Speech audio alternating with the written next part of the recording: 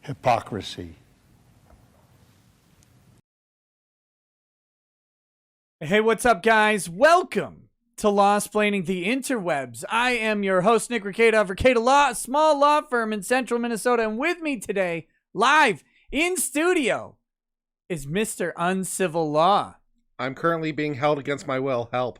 You didn't blink 3 times. It's not true. It's not true if he doesn't blink, and you know it. Oh, man. So how's it going, man? Things are going very well. Good. I'm in a very positive spirits. Life is well. Things are reopening. The plague is over. The plague. It's finished. Yes. Well, we can change that tonight. I'm sure. I can go ahead and change your positive spirits to negative spirits, and we can fix that. That'll be the goal today. Absolutely. Let's get you leaving here Yes. depressed. No, I'm happy to be here. I'm happy to see you. Let's change all that. Yes. So what's up to the chat? I hope you guys are doing well. Thank you for indulging our late start. Mr. Uncivil Law here flew in and had to have a drive time to get out here. It's kind of a trek from the airport. It is a trek. But And it was very inconvenient being in a trunk because I had to try to remember all the sounds and noises of the road and the sounds I heard. So when I'm trying to describe it to the police, that maybe we can somehow put it all together after the words. yes, like sneakers. we're like in that. we're in a secure location. Very secure. Sneakers is a good movie, though. It is a very good movie. I like Ben when- Kingsley kicked ass in that movie. Yeah, Ben Kingsley's good. I like at the end when the kid asks for the one FBI chick's phone number. Yes. That's brilliant. Yes. You can have anything in the world that you want, and all you want's my phone number? Yeah. Nailed it. Simping from day one. That relationship was going nowhere. Oh, man. So what's been going on? We talked a lot because we had a 2-hour drive. We did, yes. We talked a lot about our channels and the growth or lack thereof. My channel's been kind of flat in terms of growth. Been sitting at 25.8 for the last month or two at this point. So growth has been just kind of flat, but still producing a lot of content. I did editing this morning before coming out. Edited 5 new videos. I think I've got 25 in my hopper ready to release at any time. You have 25 videos just sitting around? Yeah, they're already uploaded to YouTube, ready to go. Ready to go. This man's work ethic. I'm always flying by the seat of my pants, like recording and like uploading and like, okay, I need to give my, my subscribers, the extra subscribers a little bit of time to preview the video, and then I can release it. And oh dear Christ, am I recording fast enough? You're out here with 25 videos just sitting around. Yes. How does that make you feel? It makes me feel like I'm accomplishing something with my life. It It affords me the luxury, for example, to be able to come out and see you because Right. I don't have to worry about doing a batch record this Sunday, or when I'm going to go visit Nate Brody in New York next Sunday. I don't have to worry about doing a batch record then either. So I can not record for 2 weeks and I still have content. That's foreign to me. Okay. I just bring my stuff with me and then just ruin whatever trip I'm on. Excellent. Yeah, that's a plan. It's not a good one. It's not good at all. It's a terrible plan. No, like this past Sunday I did 8, right? So I only release like 5 or 6 days a week because it depends how many lives I'm doing that week. Yeah. So I don't typically release if I'm doing a live that day.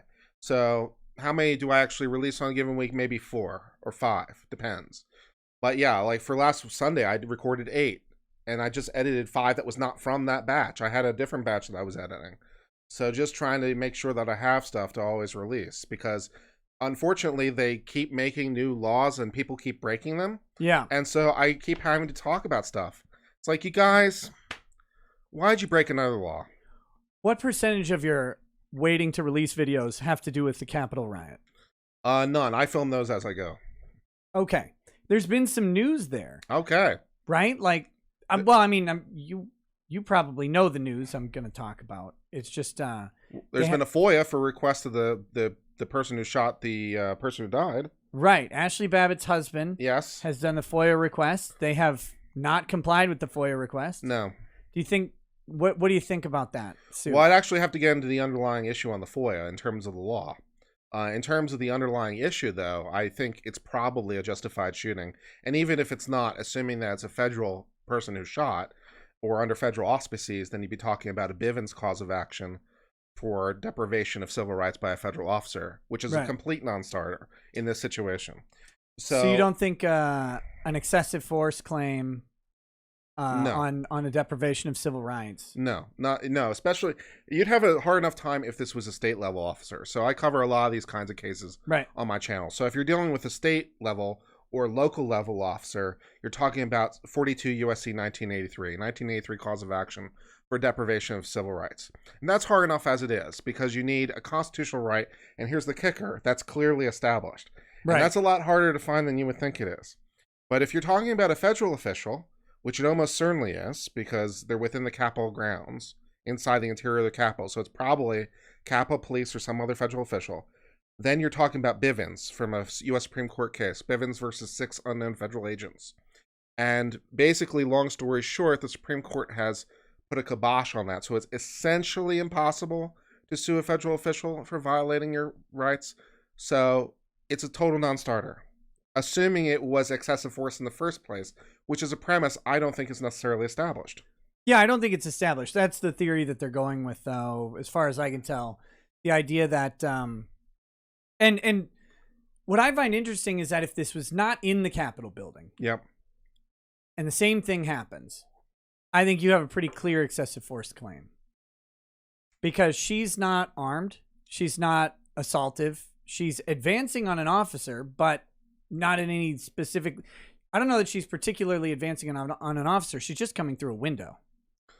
Yeah, I'm a little less convinced on it, and in terms of whether the police officer was justified in terms of the use of force. For example, I saw quotes from the husband saying how Babbitt was former military police, and if she'd been ordered to surrender, she was surrendered. I'm thinking to myself, apparently not, because she's already well into the interior of the Capitol. They're yelling at everyone to get back, and she's, advancing through a window. So in terms of the I would have obeyed the order from the Capitol Police, not really feeling that so much. In terms of trying to assess the risk or the perception of risk, because we're looking for essentially a imminent threat of death or grievous bodily harm. Right. Is what we're looking for. We not only have to consider her immediate actions, but also the entire context and what happens next. So she jumps through the window. What happens after that in terms of the officer's perception? Other people falling through the window. She didn't make it through the window. She's in the window frame when she got shot. But my point is, the alternative to not shooting is presumably she makes it through the window. Right. And then what happens after that is other people make it through the window. It's breaching the interior. And I don't know what fallbacks were available beyond that, but it seems to me that it's not obvious to my mind that the police were in excessive force. Yeah, I that's what I was kind of getting at with I think it being anywhere other than the Capitol building. Like if this is in a residential area or an office building, I think they've got a bigger case for excessive force when they're in the Capitol and they've got the duty that they're carrying out of protecting the congressman. I think that lends towards a heightened sense of self-defense or defense of self or others sort of thing going on. So I think it's an interesting case, but outside of the underlying issues, they've never released the name of the officer. And so that's the primary sort of goal of the husband, is to get the name of the officer through the FOIA request. Sure. And what do you think on that situation? Like ignoring the underlying issues. I mean, I think he has a right to know who shot his wife, right? Like that seems obvious to me. Well, it depends if you mean morally or legally. On a moral level, yes, probably. On a legal level, we could actually have to get into the FOIA and the FOIA exceptions and which ones are applying here in terms of the relevant law. So if it's a federal officer, we're probably under the federal FOIA, and depending on the exceptions that would apply to that or not, you'd have to analyze it under the relevant exceptions. Okay, so well, this would have to be federal FOIA, right? Because it's Metro PD is the investigative unit, but that's DC, and DC doesn't have state law. They have federal. They're under federal law, right? Well, yes and no. They do have their own. They do have their own law unto like a themselves. city ordinance type. Yes, they do. Okay. So I don't know if they have their own separate FOIA or not. My understanding, and this could be wrong, is that he was trying to invoke some sort of DC locality FOIA as opposed to the federal FOIA. Yeah, I think so. Because, and it might be. I don't know why they're. I don't know if it's a legal strategy thing or whatever, but it seems to be because Metro PD did the investigation. Or at least that's what's alleged. So they presumably have the info that they're seeking. I don't know why Metro PD is doing the investigation. Yeah, that doesn't make really any sense to me either. Why would they do the investigation? That's just what the FOIA seems to. That's who the suit is against. It's against Metro PD for failure to follow the FOIA request. Yeah, but they may not even have necessarily the information that they're looking for. This was, I would have to imagine. I mean, this is obviously a federal building. The primary officials have to be federal in nature. The Capitol Police seem like the go-to. Anyone else who's there would be under their auspices. Right. So it seems like any investigation that would have happened would have been principally directed by federal officers rather than local officers. Right. That's why I was surprised to see them going after the Metro Police. But I don't know the underlying reasons. I just did a short look at what was going on. And it may be that you're trying to get it from every possible angle. So maybe you wind up suing the Metropolitan Police Department for their FOIA. You wind up suing the federal government for their FOIA, trying to get the information one way or another. Just to go back to an earlier point, and I don't know the degree to which the analogy is fair or not, and if you think it's an unfair analogy, let me know. But okay, fair enough. But if it were a private residence, because we were talking about that, like if it was a private residence and it's my house, right now I'm yelling, get back, and there's a crowd of people outside the house, right, and someone's attempting to breach my window and come through my window, and I shoot them. I mean, I think that I'm there in terms of self-defense. I have an objective fear and a subjective fear. You know, these people are obviously trying to do harm to me, do harm to my property. They're coming through the wall. They're coming through, even though I'm telling them to get back. You know, I'm going to shoot. They're coming through. So if it's me as a civilian and they're coming through my house, I think that's a fair shoot. Sure. So I don't know how much the analysis does or should change for the. I mean, I just would ask anyone who's listening to this, to the chat, you know, just put yourself in that situation. You're in your house. You know, you have a group of people, maybe it's Antifa, maybe it's BLM outside the door, right? And they're coming through. What are you going to do? Well, in Missouri, you can't point guns at them. Yes, well, so they say, but I think that's bullshit, and so do you. Yeah. So we both think it's bullshit, that you should be able to defend yourself, and now he's running for Senate, I believe, and doing fairly well, so good for him. Yeah, now I think it's an apt analogy for an inapt situation, because the House of Congress, it's a good analogy for contextualizing the defense argument.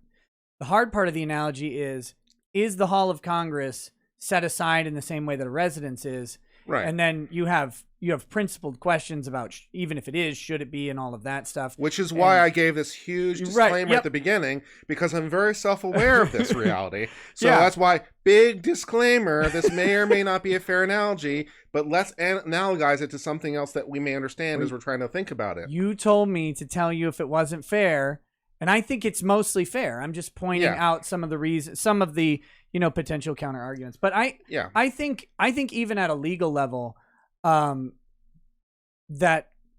I don't know, definitely at a moral level, and I don't know what the legal level would be, but I think that there should be a legal right to the knowledge of who killed your family member, even if it's justified. Like that to me, because if he has a claim against this guy and he has the right to at least try to explore and bring the claim, he has to know who to sue.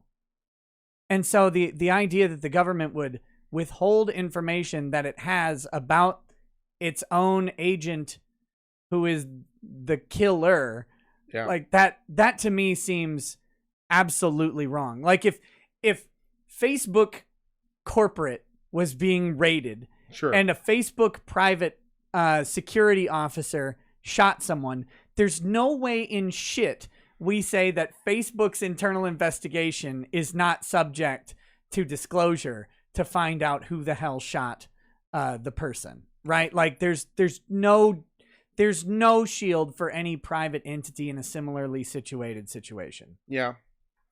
I mean, the only counter considerations here is that, and again, to the degree to which you think it's fair or not, is obviously this officer getting harassed for something that may have been a legal or justified shoot, and that may not be proper. So there are some policy considerations here in terms of suing him. I don't see any reason why you can't just do versus John Doe, an unknown federal officer. Yeah, it's a reasonable assumption, and be like, well, they don't technically know that it was a federal officer. Well, true, but that would be part of the demurrer or motion dismiss. It's like, well, it wasn't one of our people, so you're suing the wrong person. That'd be interesting. What if they just said, we don't know if it's one of our people? Presumably someone walked into the armory with one less round in their magazine. You know, who has the burden in that? Like, legitimately, I have no idea. Would the burden fall on the state to, like, they could just demur and say they don't have to say that it wasn't their officer. They could simply say that they failed to allege the proper party, right? Yeah, that'd be good. Let's see a Gloma response. We neither confirm nor deny. That'd be fun. Yeah. And we have policy considerations as to why not to deny. Yeah. I think that's a mess. But I hope whatever the case is, I hope the dad gets the husband gets the information that he needs, even if it's an attorney's eyes only thing, because I can see the policy considerations. Although I think if you're a federal or state officer and you're involved in a shooting on behalf of the state, personally, while I don't want you to be harassed, I think you're subject to disclosure. Mm-hmm. I just think that as an agent of the government, that's part of the deal. That's perfectly fair. Yeah. But that's actually not at all what I was going to talk about in regards to the Capitol. There was the first dismissal of capital charges. I think I saw that, yes. And then there was also someone who pled guilty, which I think is one of the first full guilty pleas. Okay. That happened. I was just curious if you knew anything about So I know those. a little bit about the dismissal. I don't know how far it got along. I don't know if there was an indictment or not. But in that particular case, all there was a so-called witness. And there was no evidence beyond that. So there was a informant who said, well, I saw this person. I don't know how deep the investigation got. I think there was an arrest. I'm not sure about a formal indictment or not, but there was no evidence to support it.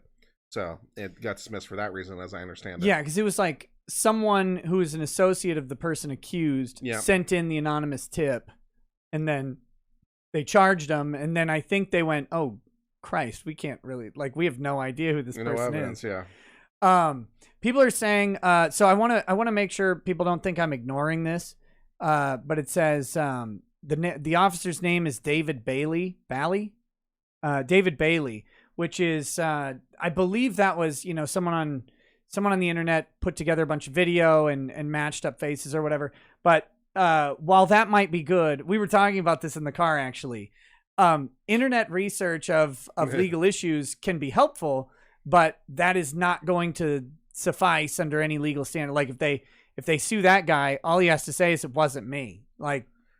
Yeah, and the internet has on occasion gotten it wrong before with identifying the wrong person. Looking at you, Reddit, with the Boston bomber. Way to go on that one. For that matter, the government has screwed that up. Remember the Atlanta city bomber, right? With Richard Jewell, but except not so much. So sometimes the first information isn't necessarily the correct information. So before we go on what is a literal witch hunt, I just I try to look at this. I just try to look at the situation as fairly and evenly as possible, and try not to let it be a my team versus your team kind of thing. Right? I'm pissed at Antifa and BLM with all their riots and all their destruction of property. So the way I see it is, how can I be any less pissed if it's my side or otherwise? I don't really care either way who it is raiding the Capitol, because either way they're doing the wrong things, and my attitude is let's prosecute them all. The thing that I find just amazing, they finally convicted the fourth person and the final person in the burning down of Minnesota Precinct 3. Great. You know, how much time do you think you get for burning down a police station via arson? Well, I would think it would be a couple of years, but I know this is the wrong answer from the tone of your question. No, it's actually only a couple years. It's only a couple years. I think the longest one was 4 years of the 4 people. And I'm like, they burned down a whole police station. I don't know what the appropriate penalty is. I don't know, but 4 years is more than I would have expected, so I'll count it as a win. Yeah. My expectations are low over here. Right. Well, because with the Antifa and BLM protests, riots, whatever they are, you know, I'm never trying to say whatever it is that makes someone mad about labeling it wrong. I'm just trying mostly peaceful. I'm just being descriptive of whatever it was. The convictions or non-convictions, as it were, the dismissals in droves of people that it seems like they have really solid evidence against, have been frustrating. They're more than a little bit frustrating, and the uneven treatment is disturbing. And the fact that, you know, we had the Chaz Chop with the Summer of Love, when if that were right wing, if that would have been a right wing thing, I think the attitude for the city might have been different. The amazing thing about that, right? When you compare Chaz and Chop to who was it? Who are the guys in Wyoming or whatever? Yeah. What was that family? They took over a completely isolated, like, national park building. Yeah, they all eventually got off though. But one guy ended up getting shot by the feds. They were surrounded with sniper rifles. The Bundys. Yeah, the Bundys. Is that the Bundys? Yes. Okay. Clayton Bundy, something like that. Oregon, wherever it was. You guys know. You know. See, I don't have to get it right because you got it. You got it right. And they had multiple states because there was the Bundy dad who did his thing, and then one of the Bundy kids went down to a different state and did another thing, and they both were eventually cleared of any charges. But in the meanwhile, you know, there was a barricade. They did seize a national park, Nick. They did, and they were cleared of it. Yes. It's at the which because apparently they were justified under their contract, which is, you know, wild to think of. So they do this, but one of the guys does get iced at they had a barricade set up. They were driving towards the barricade. They fired into the FBI fired into the vehicle or whoever it was, and they ended up killing someone. And so just the premise, could you imagine the outrage if the Chaz would have been surrounded by a perimeter of national agents armed with sniper rifles pointing at all these weirdos walking around downtown? As far as I were concerned, I think they should have. I was thinking that President should have invoked the Insurrection Act for the Chaz Chop. I mean, they literally are setting up a border that says now leaving United States, now entering Chaz Chop. I'm like, well, if that's not rebellion, I'm not 100% sure I know what is. Right. Let's just send a squad of SEALs in and fix that one real quick. Yeah, real fast. Let's see. Lavoy Finicum was the man the FBI shot. So thank you for that. I just think with the disparate sort of treatment that of course we don't actually know if it's disparate yet. To be fair, we've got a lot of charges in the Capitol building. Yeah. And they will take a while to resolve all of them. And so maybe they will get similar treatment. Maybe they will get similar dismissals. But I'm kind of curious what's going to happen with some of the higher profile people in Pelosi's office, QAnon shaman, Baked Alaska, guys like that. I think it'll be interesting. Major Warner Grillis. It'll be interesting to see what they get. Is that the police officer? No, who just that would got be charged? the United States Marine Corps major who decided to participate in the events of the day. There was should go over super well for him, I would think. There's a police officer from somewhere who just got tagged in it as well. Yeah, I did 2 police officers from Virginia who got tagged. So yeah, I've done 54 of them, I think, on my channel now.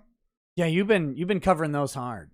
They're hilarious because the confessions, the Facebook posts, the so many documents of their trip. It reminds me of the cliche of the guy who takes all the photos and says, "Do you want to see my slideshow?" No one wants to see the slideshow. You know who wants to see the slideshow now? The FBI wants to see the slideshow. They're all about the slideshow. They love it. They'd love you to sit down and show them the slideshow and detail your day. They'd love to hear all about it. Yeah. And many of these people are telling them, and it's hilarious to me. Yeah, that's the one thing. Well, and that's why one of the reasons I don't go to any. You won't catch me at a protest. You won't catch me at a demonstration, a riot, whatever it is. My ass is sitting at home. But part of the reason is because if I'm there, I'm documenting it.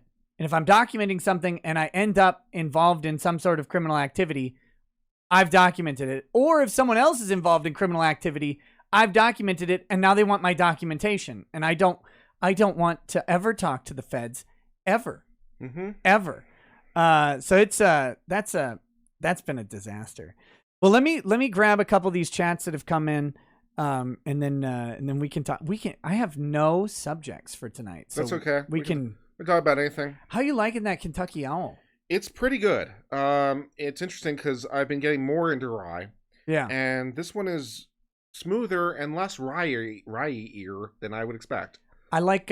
For me, it makes my whole mouth tingle. Wherever it touches, it tingles. It's very interactive. Whereas sometimes I find out I get a whiskey in my mouth and I can taste it, but wherever it's touching, it's just there. But with this one, I feel it all in my. I like that. I like that. I was gonna say I feel it all in my mouth, and then I realized that the internet will have its way with me after that. Richard Grubber says, I hope you had a good flat fuck Friday, gentlemen. I don't know what that means. To inject positivity to the chat, I give you this mantra. We are going to win. We are. We are going to win. Sure. So thank you, Richard.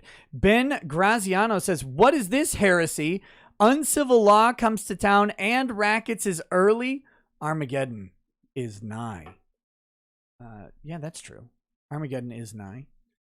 You're well set up for Armageddon, though. Yes. Yes, we are out in the middle of where Armageddon doesn't want to come because it'd be bored, which is perfect. BG Willia says, Nick, you know that's Nate Brody in disguise as you drank Uncivil Law under the table, thereby ghosting him. Your absences meant he's buried next to Hoffa. Come on, Grift, just reach out and rip that mask off. Okay, Nate, you better reveal yourself. I don't think Nate can pull off this level of sexy. Yes, correct. I agree. Yeah, I was on Eric Hunley's show with him and Viva this morning. It's always good. I don't, I don't talk to a ton of other lawyers except on other people's shows, which I feel like is my failure. Well, it depends what you like. I've personally made a pretty active effort to try to reach out to as many and talk to as many. I've said this before that I'm interested in trying to develop basically a new academy, and I think that there's a lot of people doing a similar space, so why not just arbitrarily declare, okay, we are mutually an academy, we're all professors because we can, and we're here to teach people different subjects. It's like, okay, great. I'm going to get a shirt that says accredited AF. Yeah, no, definitely accredited as F. I've arbitrarily granted myself, someone has to do it, right? When universities, when they first started, someone just created one. Right. So it's like, okay, I'm arbitrarily giving myself the power to create a new academy, declare professors, and all the rest of it. So why not? Sure. And they still do. Yeah. Like that when you want to start a new university, you just do it. Yeah, you just do it, right? And then you apply for accreditation. Right. And it takes some time. Yeah. So you gotta what? Talk about Nesara? Damn it! What the hell is Nesara? I don't know what that is. Nesara? No idea. I don't know off the top of my head. Well, anyway, legal academics, please respond. No, I'm always reminded when I talk to lawyers that I enjoy it, which I don't know why, because lawyers are terrible, but I do. And so, like, I had a very good conversation with Viva and Nate today, and I always like talking with you. I like talking with good logic. I like these conversations, but I'm always just remiss at reaching out because Yeah, you're horrible about that. You really are. I'm With the follow through, you're horrible. When we first tried to get to talk for the first time, how many times did you ignore me, Nick? It was like 2 months of ignoring. Yeah, me. it was bad. But see, that's... And I had to continue following through like a simp or some shit. Like I just, until eventually you'll cave and actually talk to me. I like to feel important. Yeah, well, that definitely happens, so.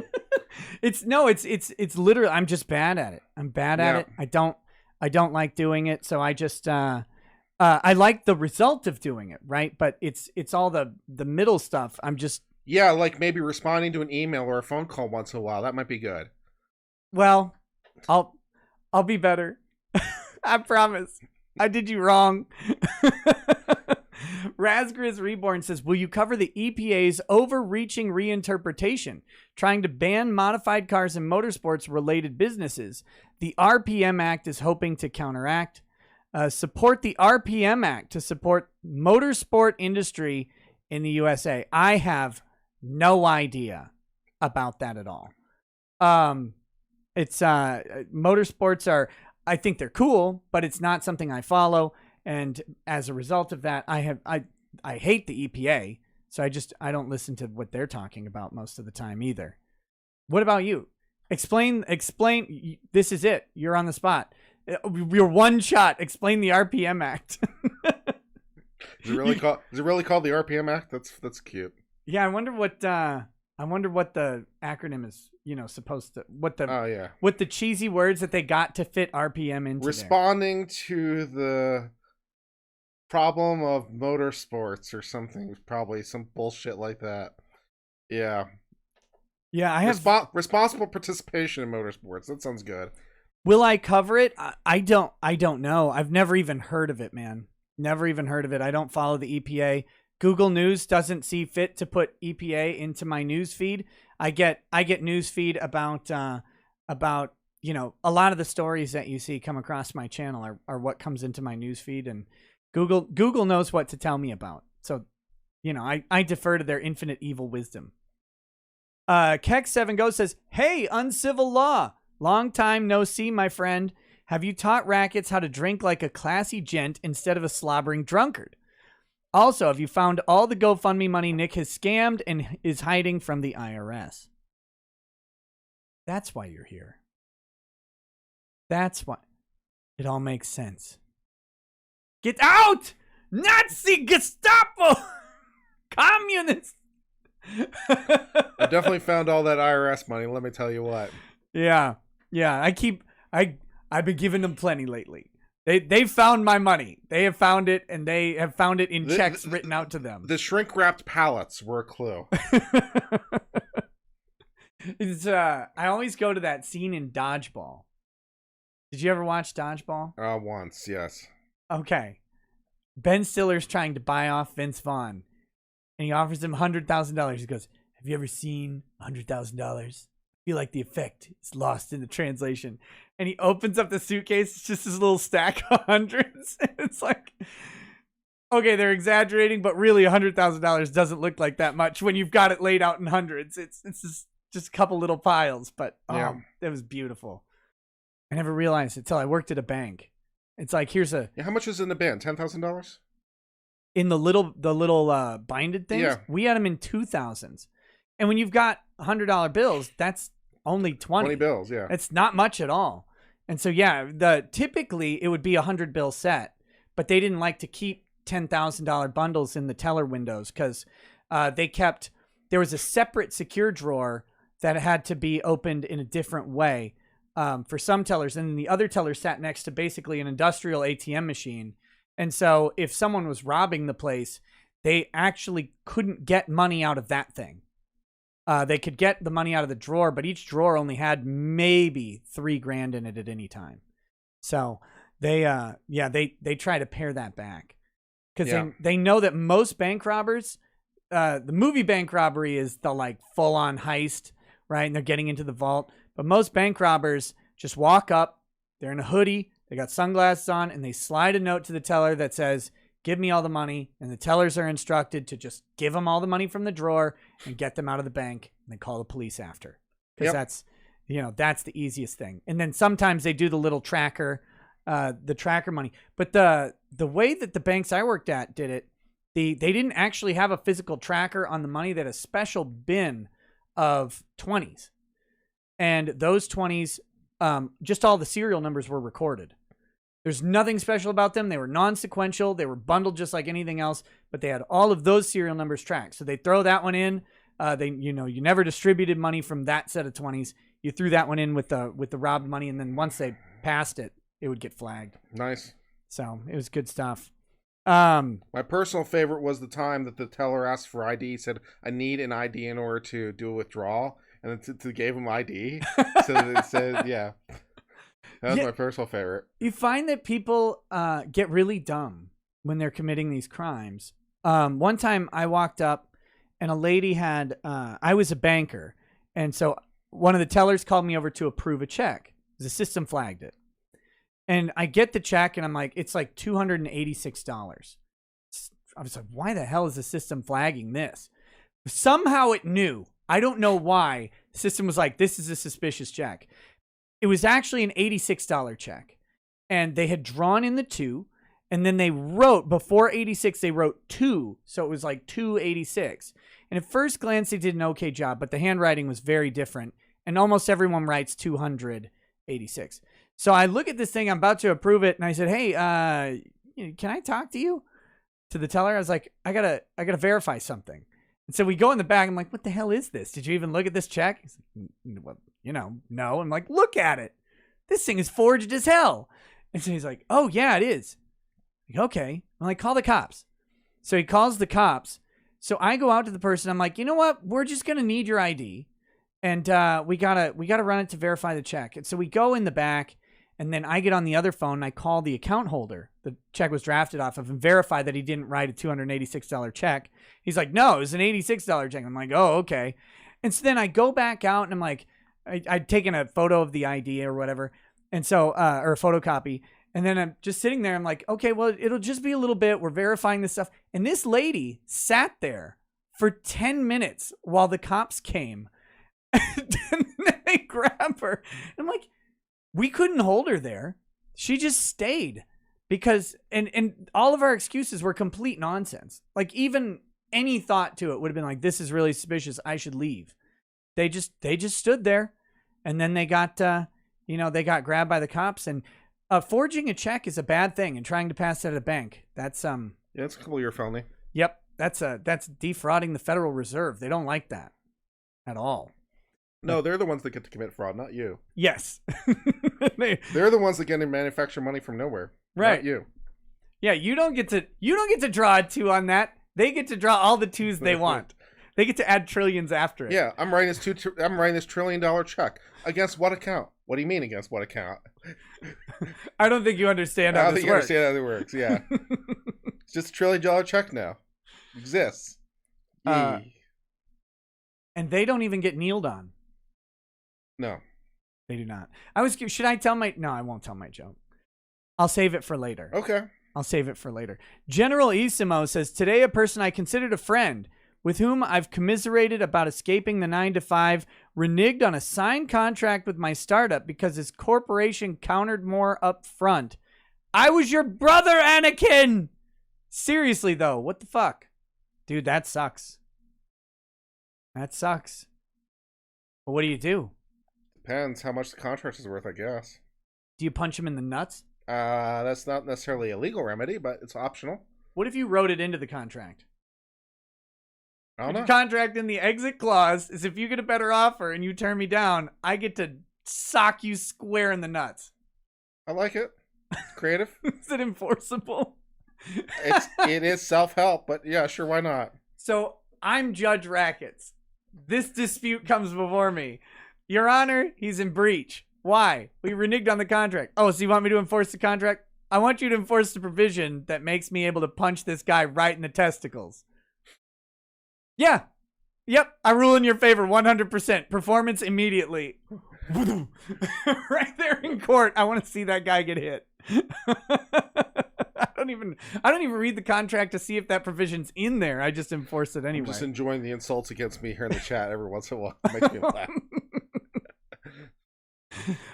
Bat Gamer Show says, "Hi Ricada, can I use the Batman logo and put my company name over it? My online name is The Real Bat Store. You never responded to email." So there's the question for you. So he's got the Bat logo, but he's got his company name written over it in text. How much trademark infringement is that? It's some. Especially considering it's The Real Bat Show. Yeah, no, there's some trademark infringement there. So not a recommended course of action. No, not particularly, no. Yeah, I would change the sorry I didn't respond to your email. I would suggest changing that background picture away from the yellow and black, away from the bat shape that is used. Maybe get a different bat shape. Yeah. Different bat shape, different color scheme. Yeah. Anything you can do to make it more different is better. Yeah. I mean, Batman doesn't know the idea of bats. You can have your own bat logo. It'll be a better bat logo with blackjack and hookers. Yes. Also, yes. Richard Pierce says, "Uncivil law strongly resembles an unemployed Oompa Loompa." Yeah, I saw that. That made me laugh. That made me laugh. That was a good one. Is there a difference in appearance between unemployed and employed Oompa Loompas? Does it count as employment if you're enslaved? Because I'm not sure those guys were getting paid. Are you employed? They were paid in room and board. That's how we do it, right? That's okay. I'm not sure about that one. I feel like that argument was made at some point in history. Oh, we're giving them food and place to live. Several times, I'm sure. Yeah. I think it holds up. Yeah, no. I covered a case on my channel with a guy from, it was Conway, South Carolina, where this manager enslaved a guy.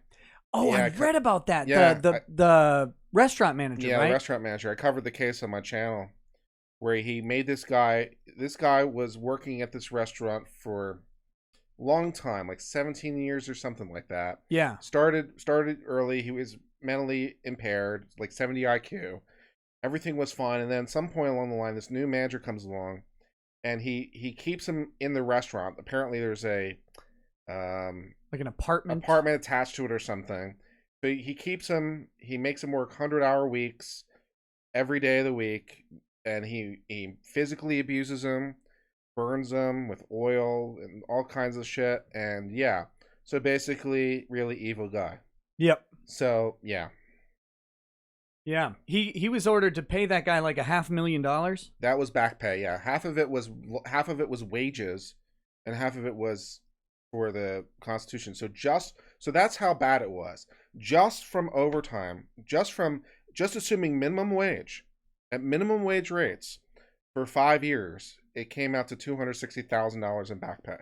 Yeah, because time and a half or 2 times because of over hours, and it's like okay, this guy's an asshole. Yeah, the lower court had ruled that he was entitled to the 268 or whatever, and then they appealed that, and they got the higher ruling. There was a dispute over whether or not he got a ×2 multiplier. Yeah. Yeah. And so he did. He did. He should have. Yeah, the way the statute's written, yes. He should have anyway. Yeah. And then, in the interest of justice. Like, where's the punitive damages on well, that? that's the thing is that this is all as a result of the criminal conviction, right? Yeah. So this is all just criminal penalties. So we're not even talking civil penalties. So I presume that there's all kinds of wonderful causes of action for false imprisonment, battery, infliction of emotional distress. Yeah, that's an easy IIED claim. Yeah, normally it's a hard trigger to pull, but not seeing a lot of difficulty here. So just how big a check can you write is the question I'm asking. Yeah. Yeah. You can own the restaurant. Yeah. And then he can get a slave. Yeah. That's how you move up in the world. I think the guy only wound up getting like 10 years in jail too, which was really disappointing. Yeah. For, the slavery. So, on the issue of slavery, President Biden has suggested that no amendment is absolute. Yeah. What about number 13? Well, 13 does have a built-in exception. Well, it's a built-in exception though. So the exception makes that part absolute, right? We allow prison involving labor. Yeah. Is the exception. So that's part of the amendment. Yeah. So I want to know what the unwritten exception is to the 13th Amendment, the non-absolute part. How do I own someone legally? How do I get there? Well, depending on your point of view. I mean, there were some people who tried it for the draft, or who argued the 13th Amendment made the draft illegal. That didn't fly. No. So, and you could try it for a quarantine order, and that wouldn't fly. So, depending on how you interpret the 13th Amendment, I suppose there's some latitude around there. That wasn't the answer you were looking for. I'm sorry. The answer you're looking for is, obviously this is completely silly and there are no exceptions. I'm really, really sorry for not playing along. No, I do want to know how to own someone legally. I think that would be fun. Uh-huh. Like, I can see the draw. I'd be the one good slaver. Oh, sure. I think. I hope so, given the way things are going. Right. So then, that statement baffled me because there are a couple amendments that are pretty friggin' absolute. Like the third. I don't know of do you know of any exception to the Third Amendment? No, it doesn't come up a lot though. Or the Sixth? The one guy's Sixth Amendment was violated by the Louisiana Supreme Court. How about the 26th? Because setting the age to 18, that's pretty absolute. Yeah, and the 27th is the congressional pay one. Yeah. That seems absolute. I don't see a reasonable exception to, like, oh well, Congress can increase their own pay. There's a standing problem trying to enforce it, though. Right, that's true. Yeah, what happens if Congress? Does the 18th count as absolute, or the exact opposite of that, since it's been repealed? How does that work? My God, we've put a bag of holding inside a black hole. Yeah. No, the Sixth Amendment case. Are you familiar with the lawyer dog case? Yeah, that was bullshit. The way it was reported was bullshit. The case was perfectly sound. Really? Yeah, it was perfectly sound. Yeah, the decision was perfectly sound. Okay, so he says, I want to talk to my lawyer dog. No, he qualified it. He said, the way he said it was, he said, maybe I should get a lawyer dog. Right? So the way he said it was qualified. So the decision from the court had nothing to do with the lawyer dog or that phrase. Okay. The case was horribly misreported by everyone. It's like, oh, it's because he said lawyer dog and the judge didn't know what he was saying for. No, it wasn't the decision at all. The decision was because maybe I should. And that's qualified. It has to be an unambiguous statement. But didn't they mention the canine lawyer in dicta or something in the decision? They mentioned the statement. Yeah. But I think they specifically reference like an actual canine lawyer. I don't remember that part. I feel like they did. I could be misremembering. Yeah, no, because I read the decision and the decision was perfectly sound. But let me suggest that while it may be sound, and I'll take your word for it, I'll take the argument, that should not be sound. Our Fifth and Sixth Amendment rights, in my opinion, should not be subject to the magic wordery at all. I don't think to invoke my right to remain silent that I should have to literally say I'm invoking my right to remain silent. Like, I should just be able to remain silent. Supreme Court disagreed with you on that one. I know. I'm saying that I think that the Supreme Court is morally incorrect there, because that requires to achieve your right requires a special knowledge of Harry Potter magic words. Well, it just has to be unambiguous. You have to actually ask. That was the problem. You shouldn't have to ask the in-power party. Like, when you put this in the context of an 85 IQ homeless guy being arrested, he should not have to say, I invoke my right to remain silent. He should just be able to be quiet. Because if he doesn't know, like, maybe I should shut up. Yep, maybe you should. Maybe you should. Maybe you should. That should be enough to me. Maybe I should get a lawyer. At that point, I think the police should reasonably interpret that as, you should get a lawyer and we need to stop asking these questions. Maybe they can confirm, are you asking for a lawyer? But I am not a big fan of this whole. Fair enough. It needs to be explicitly stated, because I think that disproportionately impacts people who don't have a legal education, don't have access to not even a lawyer, but just someone with any sort of requisite knowledge. Because I'm not sure how much it matters that the person is intelligent or not, because one of the fears when Miranda was being decided was, if we do this, people are going to ask for a lawyer all the time. And no, people almost never ask for a lawyer. They never invoke their rights. It's amazing. The police tell you you have the right to remain silent. Anything you say can be used. Do you want to talk to us? Yes, I do. Yeah, let me just tell you about this thing. I forget what the stats are, but it's like, I think it's 85% or something never invoke any of their rights. Look, I don't have any meth on me. I mean, I killed that hooker. I put her body in a dumpster. I lit it on fire. I robbed the store. But no meth. But look, I don't have any meth. Well, we're going to arrest you. For what? I thought you were looking for meth. We were. We have moved on to other priorities in our mind. Yeah, I had a case like that where the client thought that the police were looking for meth, and so they just told him about all the times that they were smoking weed and shooting their guns at the same time. Mm-hmm. And the cops are like, "Okay, you're getting charged." And they're like, "For what?" Like, using a gun while under the intoxication of marijuana. Like, but I thought you were looking for meth. Well, we were. we were, but we found something else instead. Yes, we didn't find any meth. We didn't find meth. However, we do have some fairly decent evidence of firearms violations that you've brought to our attention. Yeah, it's weird. Okay, so what about this? Uh-huh. This is a guy in the chat has sent me a picture of something similar, and it's an idea a law school classmate and I had. Is a written template sufficient notice to the police officer? So cop comes up to your door at a DUI checkpoint. Yep. You put up a thing that says, I am driving. I have broken no laws.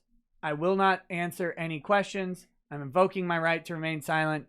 And if I am being detained, I demand assistance of counsel. Yeah, it works for me. Does it work legally? I think so. Think so? Yeah. The only counter consideration would be that it's legible, so you wouldn't want to make sure that it's not so small that it can't easily be read. Right. So you'd want to make sure that the message is clear and but if I pull large out enough. A big enough cardstock thing, do you think the cop would charge me with assault or defend himself? Well, it depends what you're doing with it, I guess. What if it was really bright lettering and they had epilepsy? No. No, I think I'll fly. It's Eichenwald, right? Eichenwald the cop. Yeah. No, I've seen people do stuff like that with border control points.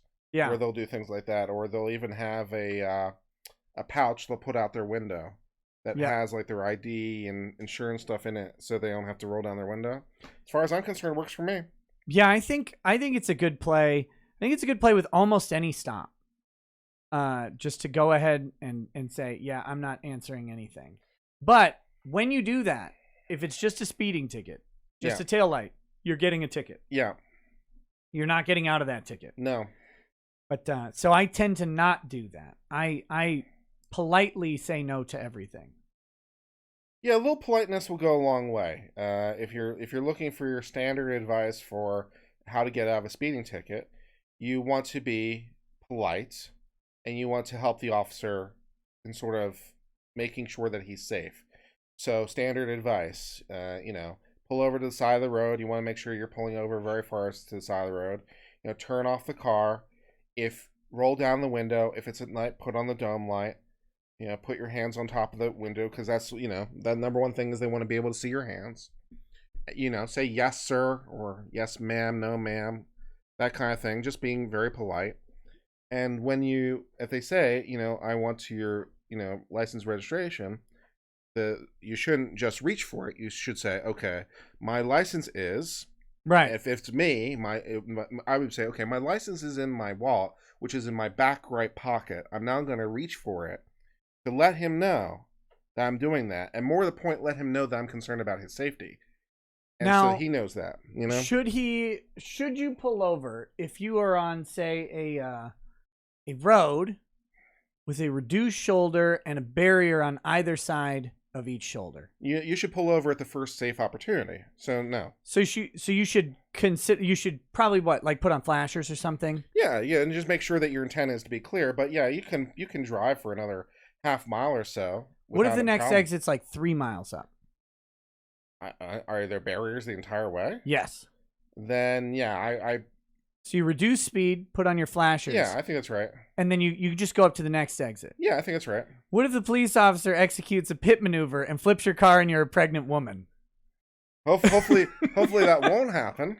That did happen. Yeah, well, what was the predicate up to that? Were they slowing down and the rest with the flashers? Yes. Apparently clocked her at 85. Uh-huh. She passes the cop, which is, that's a winner. So she passes the cop, immediately, woo, turns on the lights. She turns on the blinker, moves into the right lane, slows down to 60 miles an hour.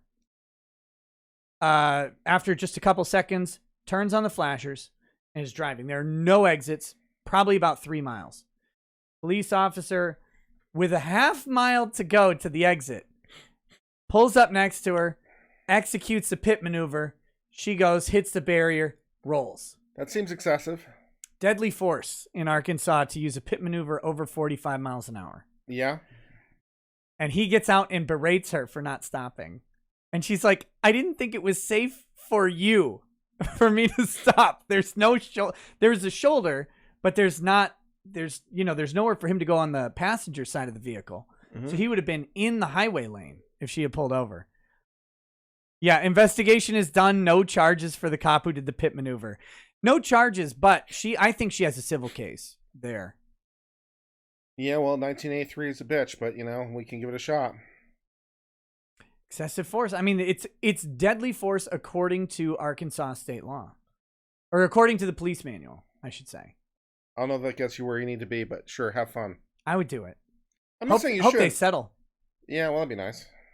Hope they settle. It looks bad for the department anyway. And they just recently had 100+ mile an hour pit maneuver around the same time. Frosthammer says, hey, Uncivil and Rackets, want to get your take on Missouri 578.176, especially Section 8. Does that mean that Kano's eye laser is illegal? What? Okay, hold on. Let me get this pulled up. Missouri statutes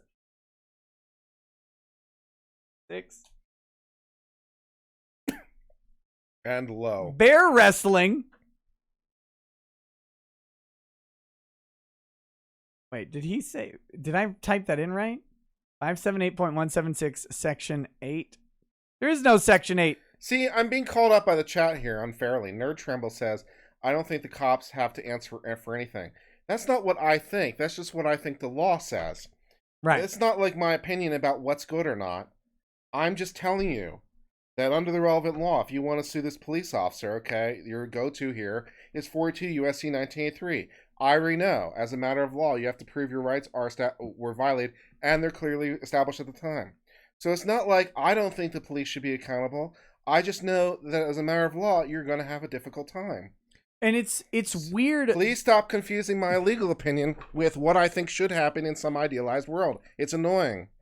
Well, the clearly established right, as you mentioned, is a really tricky thing. It's not as obvious. Like, no, it sometimes it gets insanely narrow. Well, there was the one where the cops literally stole, not civil asset forfeiture. They literally stole something from someone. And that wasn't held to be clearly established. Right. They said, you don't have a clearly established right for a police officer to not steal from you. It's like, right. What the hell do you mean I don't? Right.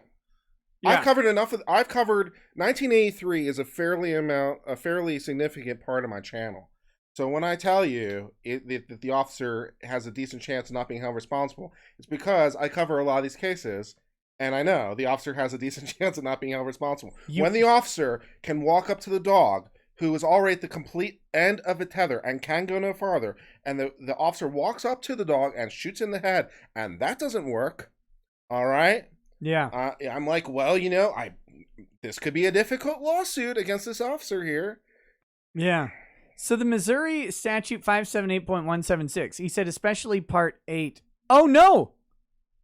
It says a person commits the offense of bear wrestling if he or she wrestles a bear, permits bear wrestling to be done on any premises under his or her charge or control. It never occurred to me that wrestling a bear was anything other than insane, that it's actually illegal.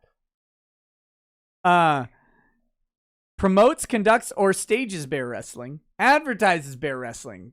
If you advertise bear wrestling, you have committed the offense of bear wrestling, just so you know. Collects any admission fee for bear wrestling. Purchases, sells, or possesses a bear which he or she knows will be used for bear wrestling. Trains a bear for bear wrestling, or subjects a bear to surgical alteration for bear wrestling. Like what? You give it machete hands or something? I thought they had machete claws already. If you give it steroids, is that surgical alteration or? What if you make it a female bear? You transgender the bear in honor of Pride Month to become better at wrestling. Ooh. So you take a male grizzly and you transgender it to a female grizzly to make it fight in the female division of bear wrestling. Ooh. Oh, man. The legal issues, that's hilarious. I thought this is America. Why can't you can't wrestle your own bear? Like, how is that? I don't think that statute strictly prevents you from wrestling your own bear. It says wrestles a bear.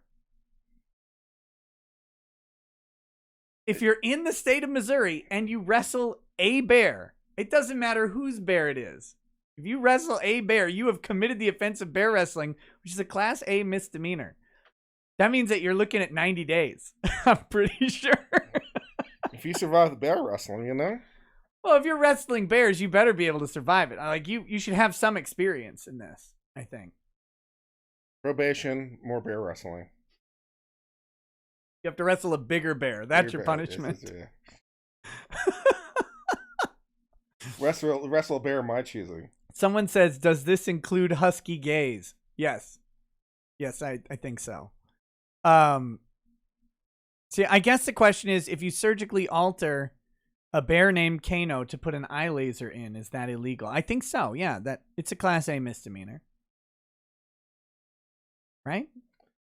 The bear looks at a plane, you're going to have some FAA violations. Is an eye laser a surgical alteration for bear wrestling? That's the question, right? You would argue, no, I didn't surgically alter this bear to be better at, or to bear wrestle. He can bear wrestle all his own, okay? Listen, that eye laser was for him to help me with PowerPoint presentations. Yeah. Yeah. Unless the bear is teamed up with a cat as part of the bear wrestling duo, and the laser's being used to show the cat where to attack. Does that count as bear wrestling?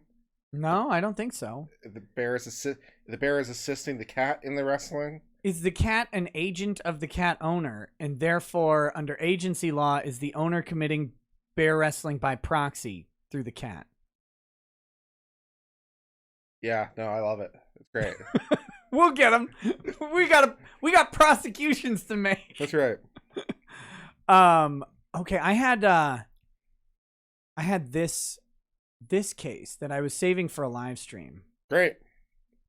FBI wants to keep a fortune in cash, gold, and jewels from Beverly Hills raid. Are you familiar with this story? I am. This is the safe deposit boxes, right? Yes. Okay, this is some bullshit. I know this. Well, yeah, this is some bullshit. Yeah. Okay, so the backstory is FBI gets a warrant to seize safe deposit boxes, right? 86 safe deposit boxes? Strictly speaking, they got a warrant to take out the structure that includes the safe deposit boxes, but not the safe deposit boxes themselves. They got a warrant for the entire damn wall. So they get a warrant to seize the wall of safe deposit boxes, but not the boxes in them, and not the contents of the boxes. Not the contents. Very specifically, not the contents. Yes. So then they get the wall of safe deposit boxes, and then they decide, well, we don't have any entitlement to the contents of the boxes, but we're going to open them and take everything out of the boxes. Right. And so then they get it's $86 million of cash, gold, and jewels, right? Is the number here. Yeah, $86 million in cash. $86 million in cash and millions of dollars more in jewelry and other valuables that the agents found in 369 of the boxes. And so even though the warrant explicitly states that they are not entitled to the contents of the boxes, which presumably includes not the right to seize or search. Right. So then they open them, which was a violation of the warrant. Seized it, which is a violation of the warrant. Yes. Then their justification is this is a civil asset forfeiture because these assets were used in a drug transaction. No, that's bullshit. But yet, this is bullshit.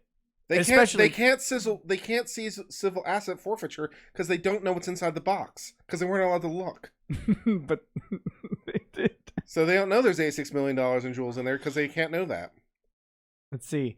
It says prosecutors claim the forfeiture is justified because the unnamed box holders were engaged in criminal activity. That is by no means a given. They have disclosed no evidence to support the allegation. Yeah, it doesn't appear that that's true. But see, civil asset forfeiture doesn't require that to be true, technically speaking. Like, there was a case of that guy who's at an airport. He had $17,000 cash on him at the airport. This is a couple years back, I think 4 or 5 years ago. And he was allegedly a used car owner, lot owner. Sure. And he was going somewhere. He says he brings cash to do auctions. He has 17 grand at the airport. They search him. They find the 17 grand. They determined that it was to be used for unlawful activity because he's traveling with too much money. And they seize $17,000 from this guy. Yep.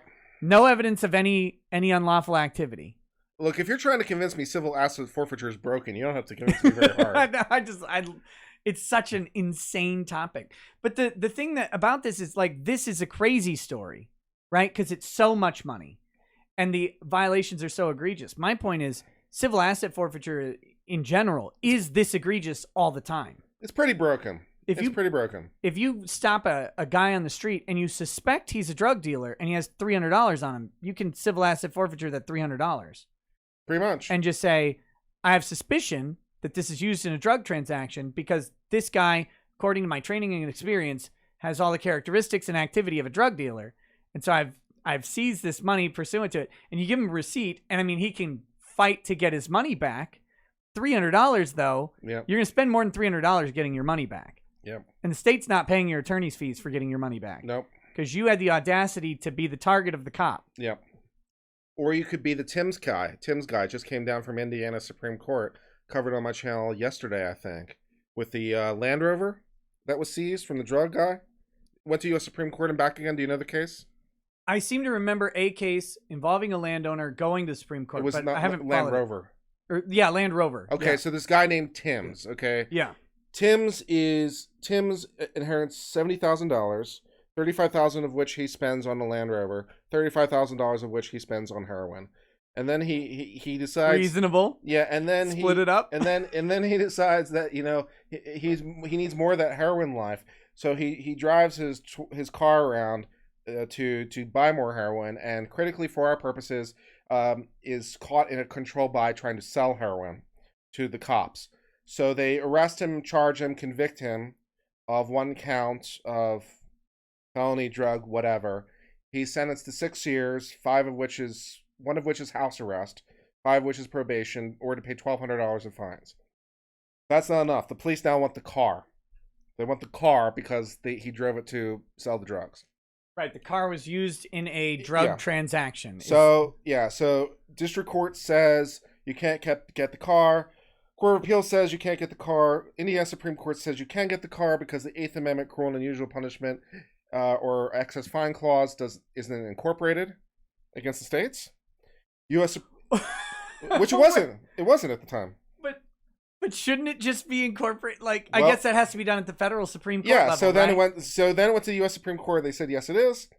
And basically, long story short, the Indiana Supreme Court just came down with this decision yesterday. He gets to keep the car, but it took 8 years for him to keep his car, get his car back. It's amazing to think that we passed what the 14th Amendment is 1865, 1866. Yeah, and it took until this year to get year before last or something like that. Yeah. Okay, so it took until the past couple years to get the 8th Amendment cruel and unusual punishment or excessive fine clause to be incorporated to the states. Yeah. So until just a couple years ago, the states were immune from that 8th Amendment requirement. Correct. Because they nuked it in the slaughterhouse cases, which I've talked about many, many times on my channel, because it irritates the fuck out of me. The slaughterhouse cases were one of the first tests of the 13th Amendment, right? 14th Amendment for privileges or immunities clause. Okay, I thought it was also a slavery case. It might have been both. But they were not black. Is that right? I don't remember, to be honest, that much. Because if I remember right, and I could be getting this wrong, but if it wasn't Slaughterhouse Case, 1863. it was a similar one. It's like right after the 13th was passed and the 14th, and then they sued because of basically slave-like conditions, and then they were told that because the 13th Amendment was intended for African Americans, that they did not actually qualify for 13th Amendment protection, which was rectified later. If I remember Slaughterhouse, that part of it.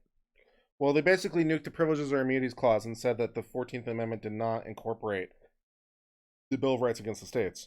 Right. Which would be true for another 65 years until they got around to the idea of substantive due process to fix the problem they shouldn't have had in the first place. It's insane to me to think that the Bill of Rights was not automatically incorporated against the states. It's weird to think of a time when that was true. Right. But on pure speculation, do you think that the Bill of Rights just was it routinely violated, or was it just not violated due to the sort of early American ideas about how to apply law at the state level? Well, I don't think the Bill of Rights on its own terms were incorporated against the states because, I mean, for example, the First Amendment by its own terms talks about Congress. Right? Congress shall make no law. So, I mean, the First Amendment's pretty clearly directed to Congress, and there's nothing obvious in the other texts of the amendments except, of course, for 9th and 10th. And they did have mandatory religions in most of the states at the time the bill was passed. However, I believe that some state constitutions rectified that pretty quickly. Yeah, which is always fine because the states can always extend more rights, which is true today as it was then. So there's nothing stopping a state from adopting their own version of the First Amendment or the Second Amendment or any other amendment, which many of them did, to varying degrees of, copying the same text or not. But yeah, so the problem was the 14th Amendment in its Privileges or Immunities Clause, which says, well, privileges or immunities of citizens of the United States shall not be denied to any state. And then the Supreme Court basically nukes it because despite its text, they say, first of all, this was only meant to deal with slavery. Right. Which that's not in the text of the 14th. So I don't know how you come up with that. And second of all, they said it's only meant to incorporate those rights that are, what was the phraseology? Something like essential or necessary to the federal condition. So it didn't even it was very, very weak sauce. It was a completely incorrect legal decision, and the Supreme Court has never fixed it ever. And then to undo it, they came up with this idea of substantive due process because they couldn't admit that they were wrong or something for some reason. Stare decisis is such a weird thing because they, on one hand, will say we can't overturn precedent, which is the dumbest thing because they can overturn precedent. Yeah. But then they're reluctant to overturn it, but instead they'll just write, they'll carve out some sort of thing as to why they're not overturning it, but definitely changing how the interpretation is. Yeah. Should we do away with stare decisis? I don't know. I don't think so because our legal tradition is inherited from England, and stare decisis is a concept that predates our Constitution. It's part of the common law tradition. Yeah. So I think that you can just easily say that it's baked in, even if you don't have anything in the constitutional text that says it. So if you're trying to interpret, for example, the Article 3 of the Constitution, which talks about the judicial power to review the Constitution, you can very easily say the concept of stare decisis is a fundamental concept that's not expressly stated, but still there, in the underlying firmament. So I think to say you should deal with stare decisis completely probably is wrong. That being said, however, when you make a decision that has insane, because I'm looking right at the text, Nick. Yeah. It's right there. Mm-hmm. It says privileges are I'm reading the text. It's got to mean something, man. And you have a decision that says, okay, this doesn't mean anything, basically. I'm like, that can't be right. Because whatever stare decisis might be, it can't overrule strict text of the Constitution, can it? I mean, one would think, but you'd think so. I don't know. We can't admit that we're wrong or something. It's weird. Yeah, and now they do weird stuff, like they Like when they overturned Korematsu, which they should have Which they done. didn't really, because it was all dicta, but yeah, sure. But they said, though. Yeah, I know they said it. They said it. In dicta, to be clear, we were definitely overturning Korematsu. But yeah, it's like, but you're not really, though. They said absolutely, unambiguously in a Supreme Court decision, in 9-0, we are overruling Korematsu. And I'm like, but no, because it's all dicta. How do you want to... Don't you want to be the state lawyer who argues... Oh, yeah, that'd be good. Who argues that... But you actually didn't, though, to the Supreme Court. Yeah. Well, then it won't be dictated. Then at least it won't be a dictated anymore. They can actually apply it to the real case. So, hey, Ross Clown, if you could say I'm a bad lawyer once and then say it in a different way that was funnier, that would be fine. But we don't allow spamming here, so try being funnier about making fun of me. That was. Look, I've had... Which isn't hard. I've made fun of Nick a couple times a night. You know, and we've had... It's been good. Yeah, it's... You gotta put just a modicum of effort. Just any effort. Yeah, so I saw this seizure case, and I was like, this is amazing. Forfeiture is one of the worst things. I mean, it's one of the... worst things that goes on. It probably makes sense in some theory, but it's been so broadly applied that whatever theoretical sense it made makes no sense to me anymore. Forfeiture makes sense to me after a conviction.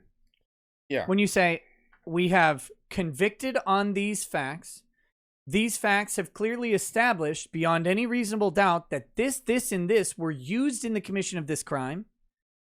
Now we will forfeit those as part of the punishment for the crime. Works for me. I get it. Fine. You drove your Land Rover to the heroin dealer's house. You ran over his girlfriend because you were on heroin, and then you bought heroin from him because he didn't really like that girl anyway. And so now... Gave you a discount? Right. So now you've used the Land Rover in a homicide and in a drug buy, and they established that. Now we can take it. I get it. Yeah. But, yeah, it's I mean, why not make it part of the criminal penalty? Because, as I mentioned, our friend Tim's was convicted. He was convicted, and he was facing, I believe, $20,000 of possible fines, and facing, I think, 10 years in jail. And he pled guilty, and he was actually convicted to $1,200 of fines, and 6 years, but one was house arrest and 5 was probation. Which he did. And, okay, but if you want, why not make seizure of the car part of the criminal penalty, if you want to do that? Now, is forfeiture... I don't actually think forfeiture is often part of the criminal penalty. It's in plea agreements all the time. It's in plea agreements, yeah. It's in plea agreements all the time. So I'm not sure about the criminal penalties if it goes all the way to trial. But when I read federal plea agreements, the forfeiture is always in there. Yeah. Yeah, I'm trying to figure out. I mean, it would have to be. You can't have a federal plea agreement that involves things that would be outside of the court's power. No, and I would imagine that as part of a plea agreement, you can agree to just about anything. I mean, it's a contract. I don't know if you can. Well, I mean, absent some sort of major fundamental rights, but short of that, yeah, pretty much. But I'm not sure if a plea agreement, for example, can... I'm trying to think of a good example, but I can't. Maybe you can. I feel like there's stuff that you cannot plead Let me have some more of that rye. Yeah. Awesome. Thank you. No problem. All right. What else do I have? I have some other. Oh, this is fun. A certain affiliate, I don't know, is back at CNN. Yes. Tubin. Jeffery Tubin. He is back. He's back at CNN. What do you think about Tubin's situation? Guess who's back? Shady's back. Tell a friend, man. Do you ever do a Zoom call with Tubin again? Zoom, and a boom, boom. Shake like a rump shaker. I think that's the safest Zoom call on the planet, frankly. Like, I think every subsequent Zoom call with Tubin will be the most professional Zoom call ever. Yeah. Like, lightning doesn't strike twice. right? Like, in the same place. There's no way that guy's penis comes out in another live Lightning stream. strokes twice. The man had 10 minutes. He had a 10-minute break. That's plenty. And he had a mission. That's plenty. 10 Yeah. minutes. That's rookie time. Oh, come on, you can do No, it. I'm not criticizing. You should be able to get a couple out in 10 minutes. I'm saying he's like, I got 10-minute break. Here's what I'm gonna do. Yeah. I cannot imagine though, like going, I'm in a Zoom call. I'm gonna exit this Zoom call, take my 10 minutes, and then get back in the Zoom call. Why don't you just wait till the Zoom call is completed?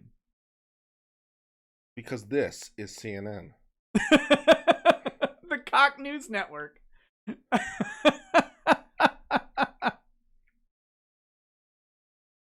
Oh, okay. Should he have been fired? He was fired from the New Yorker, and he was kind of on leave from CNN, but he's back. What do you think? What do you think about this situation? I don't know what to think.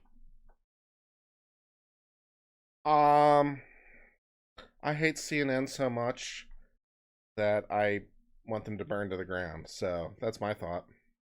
Should we listen to this interview that he had real quick? Sure.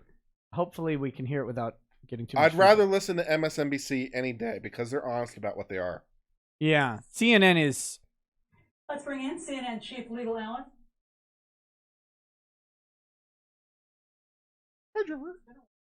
I want to point out that Jeffery Tubin is the chief legal analyst for CNN. So he is us, but with like a credential of some sort, right? I object to the comparison.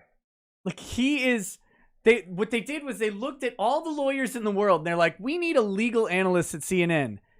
Jeffery Tubin, that's the guy.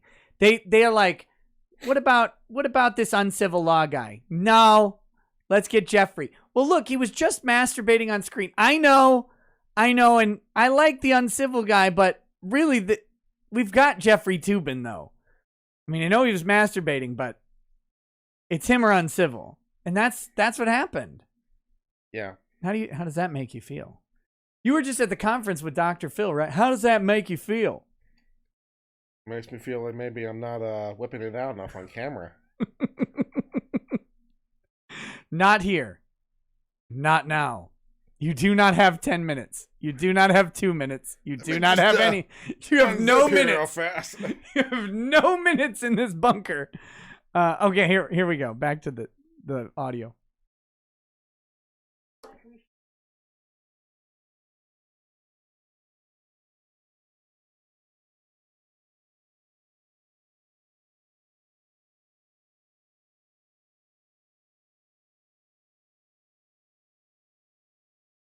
Help yourself. I helped myself. Stop it. Stop it, Tubin. No.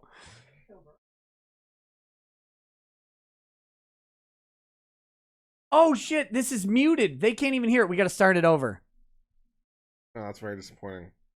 That's okay. It's okay. I like how long it took the chat to realize that it was muted. Here we go. Subsequent months, miserable months in my life. Wait, nope. Let's bring in CNN Chief Legal Analyst Jeffery Tubin to talk about this and more. Hi, Jeffery. Hello, Allison. It's been a while. It has been a while, indeed. I feel like we should address what's happened in the months since we've seen you, since some of our viewers may not know what has happened. So I guess I'll recap. I'll do the honors.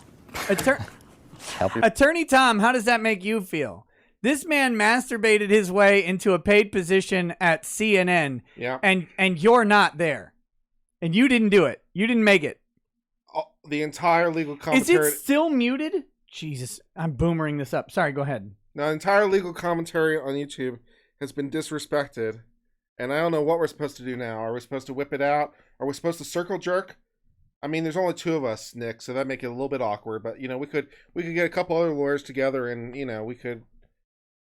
They'd have to hire everybody. Yeah, no, I think that'd be good. I think you have to have a jerk off, right? Like where the winner gets the job. I don't know how you qualify winning, but it happens. Yeah. Okay, so the audio was on. Thank you for whoever trolled me. Okay, here we go. Yourself. Okay. In October, you were on a Zoom call with your colleagues from the New Yorker magazine. Everyone took a break for several minutes, during which time you were caught. I wish you could see his face. I wish you could see his face. Hold on. I'm going to make this happen with his face just for this. I could come over there behind you and make faces behind you while that's, that'd be inappropriate. No, I can get this pulled up on the video. I have the technology, and we should both be able to see it. All by myself. Let's see, where is it here? I hope I'm all by myself.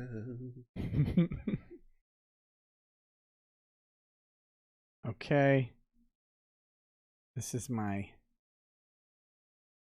All right, you have to see his face when she says this, because it makes me unreasonably happy. New Yorker magazine. Everyone took a break for several minutes, during which time you were caught masturbating on camera.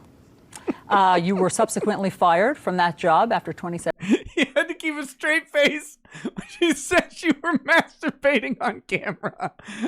And he doesn't even have an OnlyFans. It's not like his job. I'm honestly slightly surprised she phrased it that way. I was thinking she'd go for more of a euphemistic approach, but No, you got to go. This is CNN. Straight to the news.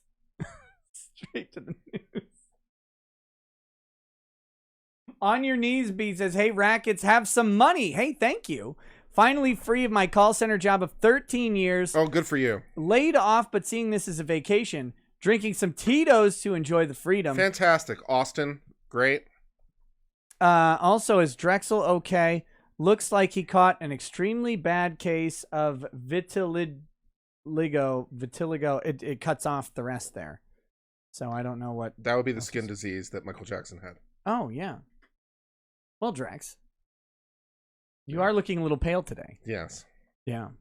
Yeah. All right, so here we go. Back to CNN.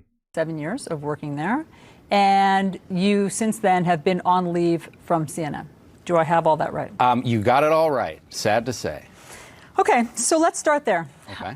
To quote Jay Leno, what the hell were you thinking? Well, obviously, I wasn't thinking very well or very much. And Liar! That's a lie. Look, I know lawyers. That man had a plan. He was definitely thinking. He was thinking, I have 10 minutes.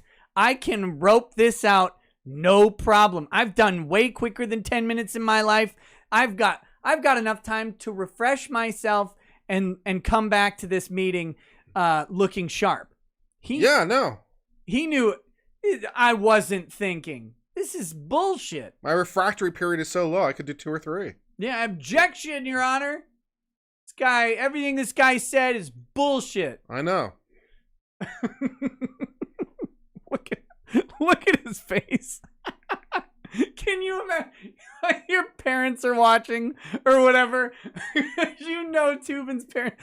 The good thing about being on YouTube is my parents don't watch YouTube. My parents watch my channel all the time. Oh, good. You should tell them to watch mine. It'd be great. Yeah, they love you. They love you. They were very happy that I was coming to see you. Really? Yes. Oh, I love them too. My mom says hi. Oh, hi. Hi, Kurt's mom. His parents are watching him admit to this. Oh, God. Actually, I don't know if his parents are still alive. I have no idea. But someone that he loves. I only know that he loves himself, but someone else that he loves has to watch this happen. That makes me so happy. And it was something that was inexplicable to me. I think one point, I wouldn't exactly say in my defense, because nothing is really in my defense. I didn't think I was on the call. I didn't think other people could see me. You thought that you had turned off your camera? Correct. I thought that I had turned off the Zoom call. Now, they've rehearsed this interview. Like, this is not an on-the-fly interview. Maybe not. It may not be the first take. Right. They've done this interview before, and that makes me even happier that he has to explain to this woman wearing a canary yellow dress, which is just awful. He has to explain to her over and over that he was Look, I didn't think I was on the camera, though. And she's going, but I mean, you're still, like, right in the middle of this call. You thought you were on or not. Like, you still got one out. Look, it was this big. Here he is.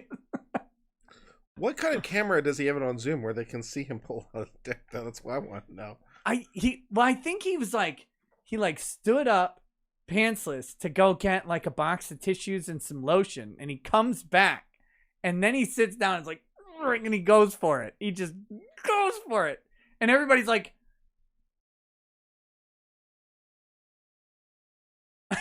because what do? You can't stop him. You can't let him know that you're watching this. Like, that's worse, I think. Like, you got to just let him go. You don't want to interrupt the man. He's busy.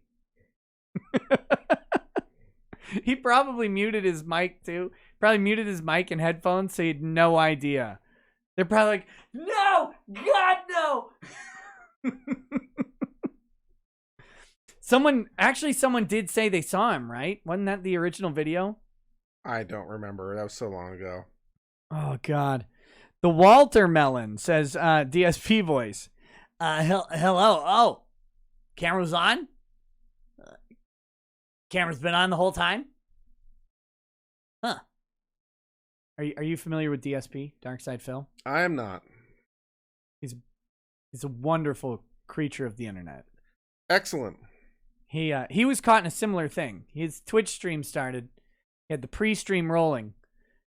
Some video, and he didn't realize that his camera was on, and there's some furious movement and a little bit of this, and then he starts up the show, and then people are like, you're that camera was on, buddy.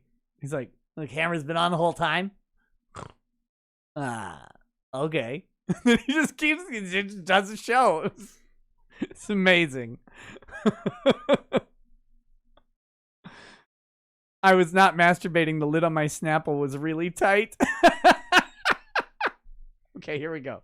That's not a defense. This was deeply moronic and indefensible. But I mean, that is part of that is part of the story. And I have spent the 7 subsequent months, miserable months in my life, I can certainly confess, trying to be a better person. I mean, in therapy. Therapy for what exactly, one wonders. This is amazing. I love this. Be a better person. Like, look, okay, you were dumb and you jerked off on camera. But, like, if you weren't on camera, you would have just jerked. Like, what are you in therapy for? Leaving your camera on? Like, he didn't do anything particularly egregious. It's just funny because he happened to leave his camera on. Yeah. Let's see.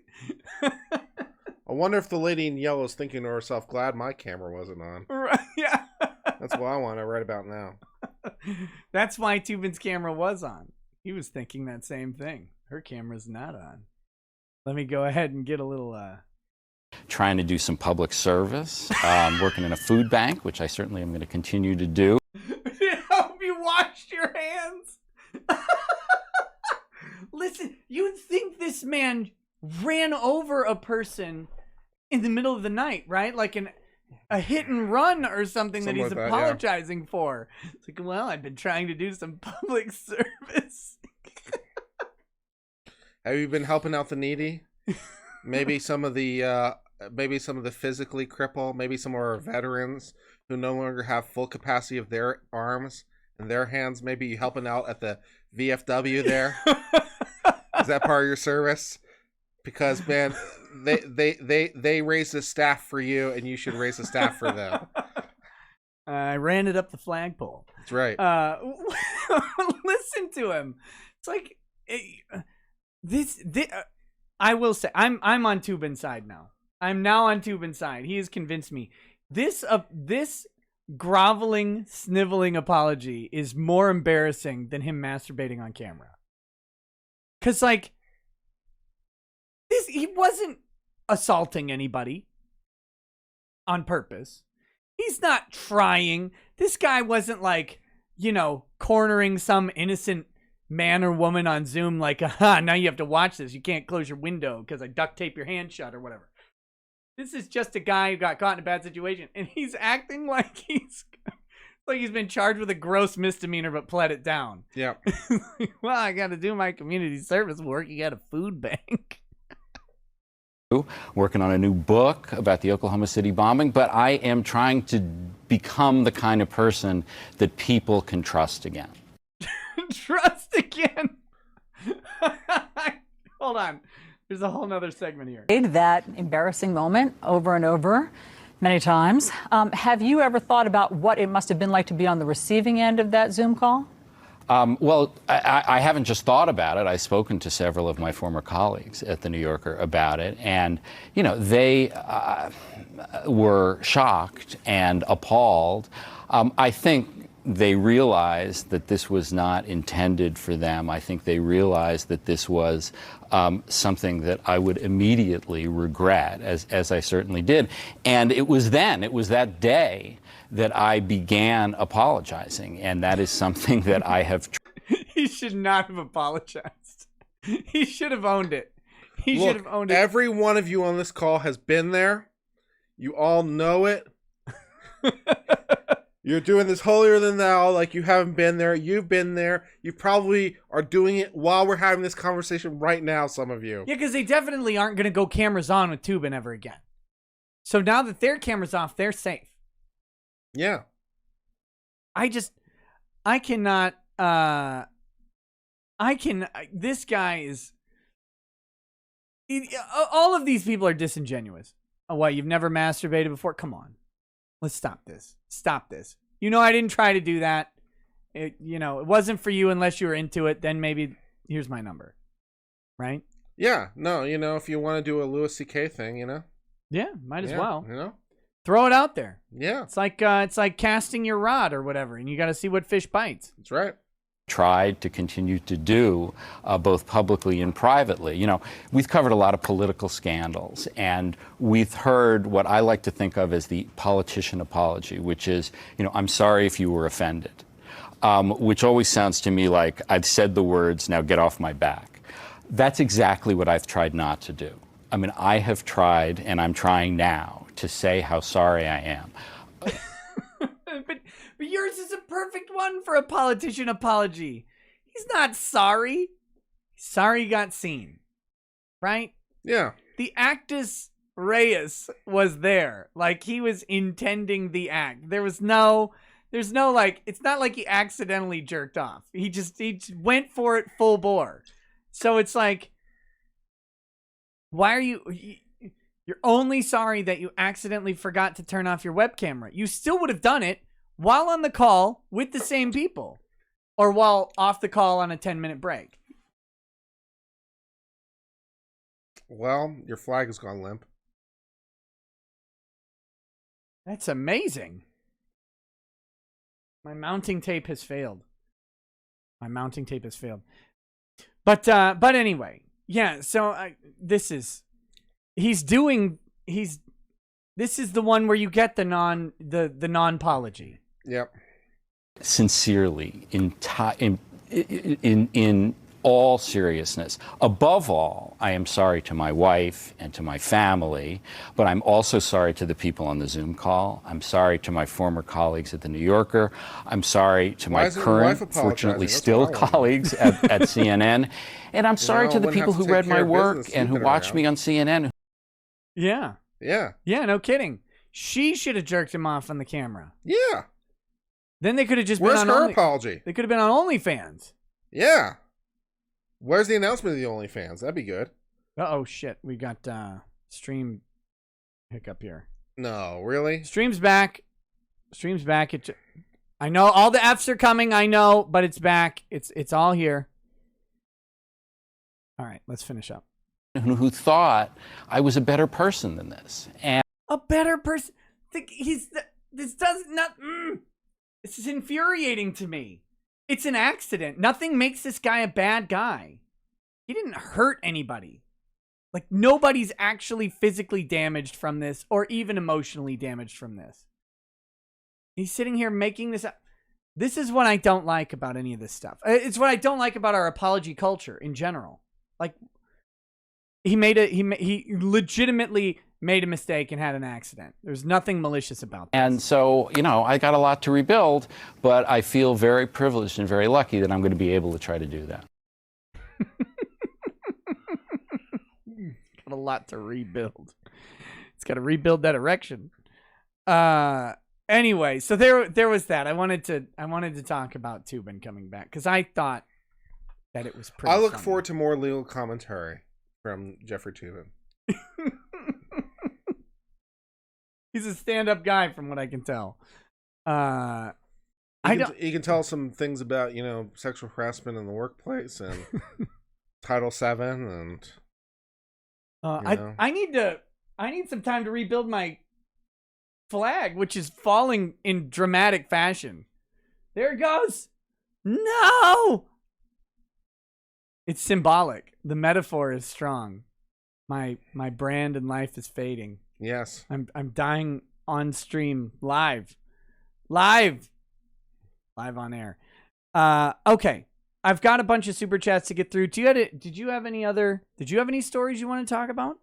None particular. I guess I could talk a little bit about base Judge Benitez from the Ninth Circuit. I covered his entire opinion. Yes. All 94 pages of it on my channel for 3 hours. So if you want to listen to this wonderful Ninth Circuit or district level decision from Judge Benitez, Roger Benitez, who says assault weapons are okay to own. You should own an assault weapon. They're great. They're like a Swiss Army knife. It's 94 pages of glory and me commentating on 94 pages of glory, but it was definitely worth my time. And I think it would be worth your time too, because it was super, super based. And I think all the St. Benitez memes are richly justified. So what do you think? It's getting overturned for sure.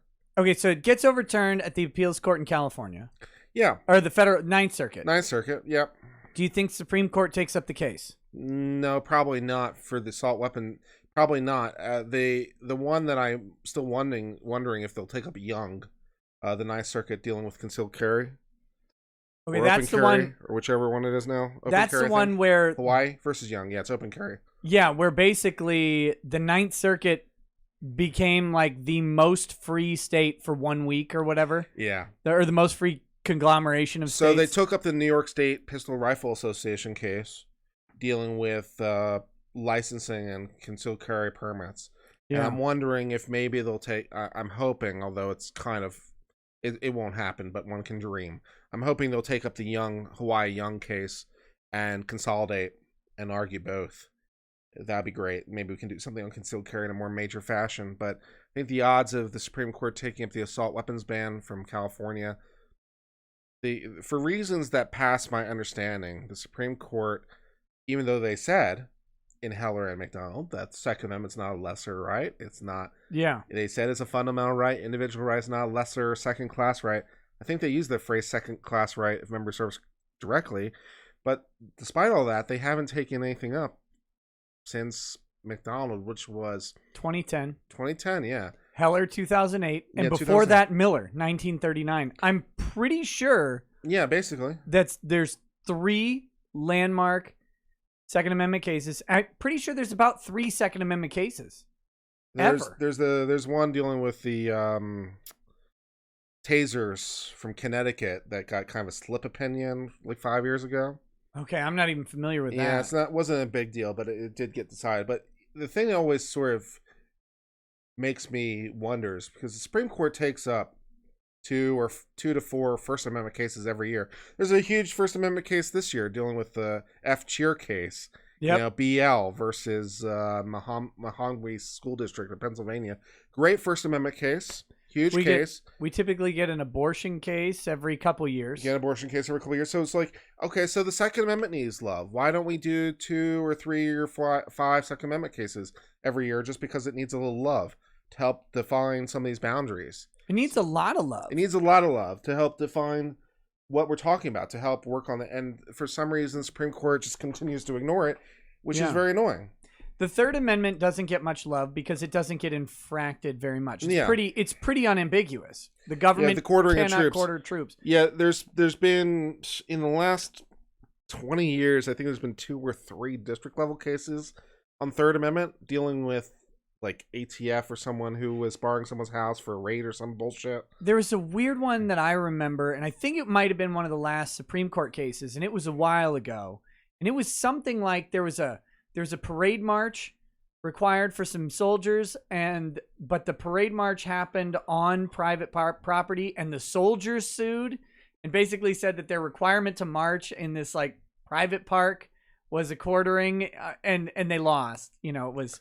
Yeah. It was not within it. But yeah, there's not much infringement there. Every other amendment, really, you got First Amendment cases every year. You have Fourth Amendment cases every year. You have Fifth Amendment cases constantly. You have Sixth Amendment cases with relative frequency. Yeah. Seventh, what is the Seventh Amendment? Jury trial.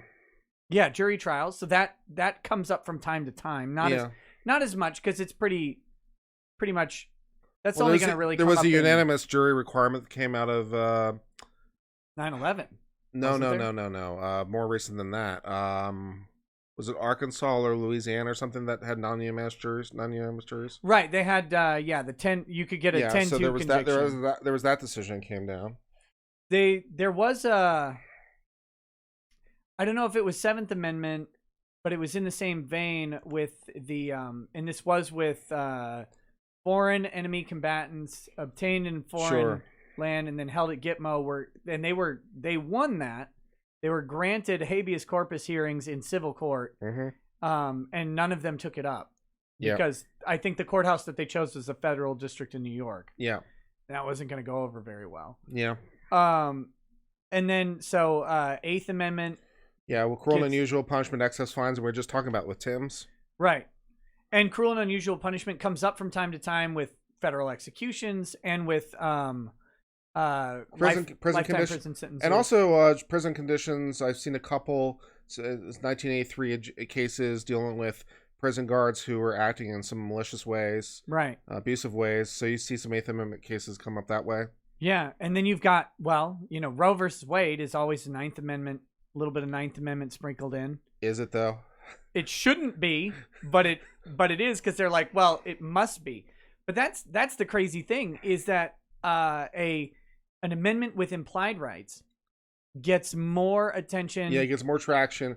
Yeah, so wherever we conjured the right to an abortion out of, I would think that whatever that would be, the issue dealing with right to bear arms is less conjured. I seem to see some text on it directly. It's pretty explicit. So you can argue like Scalia did. You can entertain the argument that there's some sort of militia requirement baked into the amendment. Scalia basically says no, that's not there. But at least that text is there for you to analyze. And even Scalia talks about this like reasonable relationship to a militia purpose. Right. So it's not limiting, but it informs it. So he talks about that. And Benitez also goes to that same idea about you look at the arms, and that's where he cites Miller for the same proposition as well. Right. These are not unusual arms. Yeah. I love the line that he says. This is an average case about average guns being used for average purposes. Yeah. This is not the edge case. This is not the AR-15 is not the edge of gun law. It is the middle of gun law. Yeah.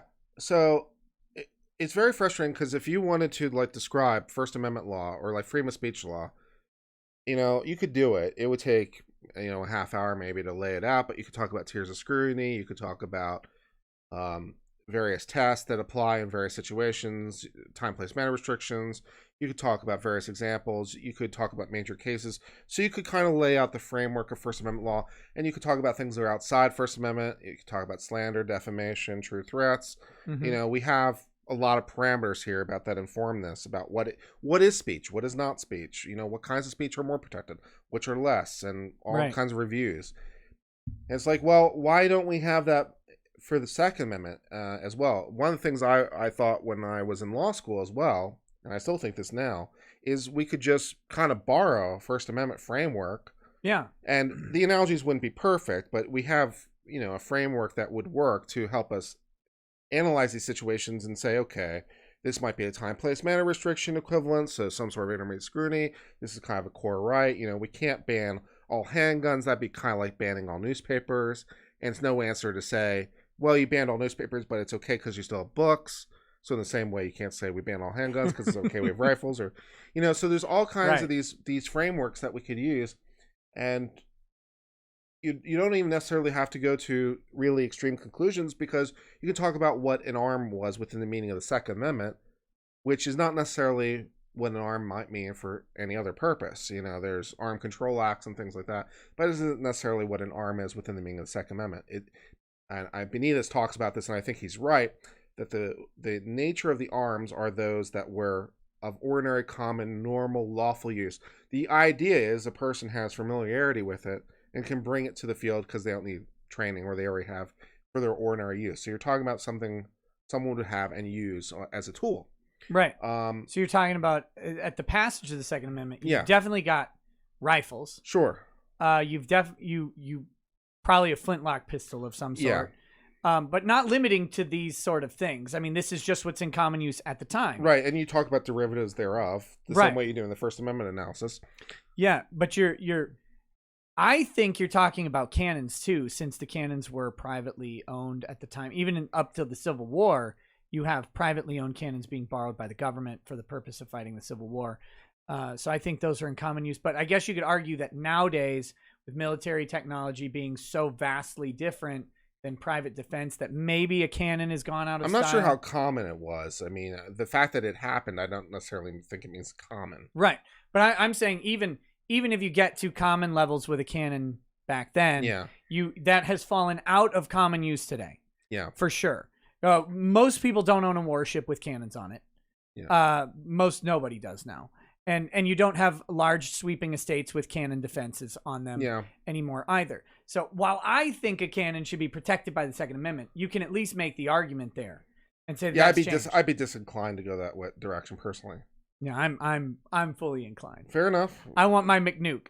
You can't look. You can't have your McNuke. If I can go fund me a nuke, I'm gonna do it. You can't have your McNuke. I'm sorry. No. Give me a McNuke. No. How about a howitzer? No. Come on. I've got law Twitter addresses. No. I'm kidding. I don't. That's a joke. You can have your pistol, rifle, and shotgun, and we'll talk about other things. The machine guns will be actually more interesting because the derivative there is a lot closer. So you could actually probably get to machine gun, but I think you can because, if you go with ordinary use and include a military use as ordinary, machine guns are unequivocally within sort of the expectation of a small arms use that would be common. Yeah, I think that's right. And so that they should be there. I think where you start to get away is explosive, like high explosive stuff, grenades, mortar rounds. Those become these are things that even law enforcement is not commonly using. Yeah. And so that's where those arguments start to change. But yeah, I think it's amazing. But why isn't you and me on the Supreme Court writing opinions and exploring this turf? Because mine would literally say, "Give me my McNuke or give me death." Okay, maybe less with you, maybe more with me. But no, it's amazing because and to put it in simple terms, you could teach an entire course on the First Amendment in law school and maybe not even get through. Like if you really wanted to do a full analysis of the First Amendment, you could do an entire 3-credit course. Sure. You would really struggle to come anywhere near a 3-credit course on the Second Amendment. Yeah. Like without getting into theory and stuff like you'd be pulling 15th and 16th century common law out of England to try and develop a Second Amendment course in law school. Yeah. And why is that the case? Why are we having to not develop this stuff, Yeah, it pisses me off. So it's more a little frustrating. Yeah. I agree. Cloud Duel says in Kermit voice, K-pop is the greatest genre of music. Where is Uncivil's hat? Fudge the ATF. Yeah, you left your hat at home, I think. Yeah. I don't have a 10-gallon cowboy hat for you to wear. Disappointing. I probably have a Kangol. I'm sure. But yeah, I've got one of Drexel's Kangles is sitting right there under the Xbox controller. Very good. But what else was I going to say? We're talking about how much the Supreme Court sucks for ducking the issue. Yes, and I don't know. There's no fix for it, except maybe with the 3 Trump appointees. But there's interesting stuff going on. That case that just came down, the Career Criminals Act, right? Mm-hmm. The split on that case was the 3 liberals, Alito and Thomas, and then Roberts and the 3 Trump judges all going the other way. That was a weird split. It was Roberts, Thomas, Alito versus Amy Coney Barrett, Gorsuch, and Kavanaugh. Wait, Roberts was with Thomas and Alito on that one? Yes. I thought it was 5-4. It was 6-3. I'll defer to your wisdom. I thought it was 5-4. Did I read a different case as 5-4? I don't know. CFAA was 6-3. Okay. So yeah, but still a weird split because you've got Thomas and Alito splitting from the 3 other conservative justices. Yeah. And and I think Thomas and Alito went the right way on that one. Yeah, I disagree with you. I think that Amy Coney Barrett had it better. I thought Thomas's opinion had some real weaknesses and problems with it. Let me clarify. Okay. I didn't read the opinions. I think the outcome is correct. Because I don't like mandatory minimum sentences in general. Okay. So if I'm not mistaken, the issue was he had aggravated felony. I'm sorry. I thought we were talking about the CFAA. We've been talking about something else. We're talking about the career. It was the Career Criminal Act, which a guy had convictions for aggravated felonies, and then okay, then you might have been right on the split, and I'm sorry for correcting you. Okay, yeah. We're talking about 2 different things. So this is the one where a guy had a felony conviction of an assault, and there were aggravating, or no, it would have been a misdemeanor assault, but due to aggravating factors, it went to felony. Those aggravating factors were not like violent intent or something like that. Right. And so then under the Career Criminals Act or whatever, he received a mandatory minimum sentence of 15 years on his next conviction. Right. And he challenged that, saying, my felony would not have fallen under it without these aggravating factors. Right. And since my underlying predicate act did not fall under the Career Criminals Act, then I should not be subject to the mandatory sentences. It's the basic gist of it. Okay. And so then the liberals, and then I believe Thomas and Alito, sided with him and said, yeah, he should not be subject to this mandatory minimum sentence because his acts do not fall within the Career Criminals Act. Only the punishment he received for his acts falls under the text of the bill. When did this come down? Like in the past 2 days. Okay. Yeah, I may not have read that one in particular, but it sounds right. I'll see if I can find it real quick, because now I want to make sure I've got it right. Woo! Armed Career Criminals Act, the ACCA. And what's funny about that as well is there's probably 2 or 3 decisions on the ACCA every year. When we're talking about the Second Amendment, it's lack of love. The ACCA gets love every year because it's a mess. Okay. A divided U.S. Supreme Court curbed mandatory minimum sentences for federal gun offenders with prior convictions over dissent by Brett Kavanaugh that said the ruling ignored congressional efforts to tackle gun violence. Offenses that can be committed with a reckless mental state don't qualify as violent under the Armed Career Criminal Act. Works for me. So I think this is the right decision. So the guy's his underlying criminal acts were reckless, not intentionally violent. They were not done with an intent to harm. They were just with a reckless disregard. Yeah, makes sense. And so, yeah. So this is... I'll read it and then I'll disagree with you. Yeah, that sounds good. Yeah. But yeah, it's interesting to say, okay, such offenses don't trigger the act. Justice Elena Kagan said, writing for the plurality of the court, joined by Breyer, Sotomayor, and Gorsuch. Okay, so Gorsuch is with them. Well, Holy I'm shit. a Gorsuch fanboy, so... Who, where the hell? What is the split on this? That's what I'm trying to figure out. Kavanaugh's... Oh, no. Okay, so Kavanaugh's dissent is joined by Roberts, Alito, and Barrett. So it was 5-4. Okay. It's Kavanaugh, Roberts, Alito, Barrett. So you got Gorsuch, Thomas, and then the libs. Okay, Gorsuch versus Barrett. That might be fun. Yeah. Read. Well, it's Kagan's opinion. I don't know if Gorsuch didn't write it. Although he could have written a concurrence since it's a plurality opinion. Yeah. So, anyway, now we're getting off. But I kind of like Kagan. She's an interesting justice. She writes well and she's an interesting thinker. I don't agree with her all the time, but she's sharp. Inmate stabbed in eye loses on constitutional claim against the U.S. Okay. And this is an Eighth Amendment case, right here.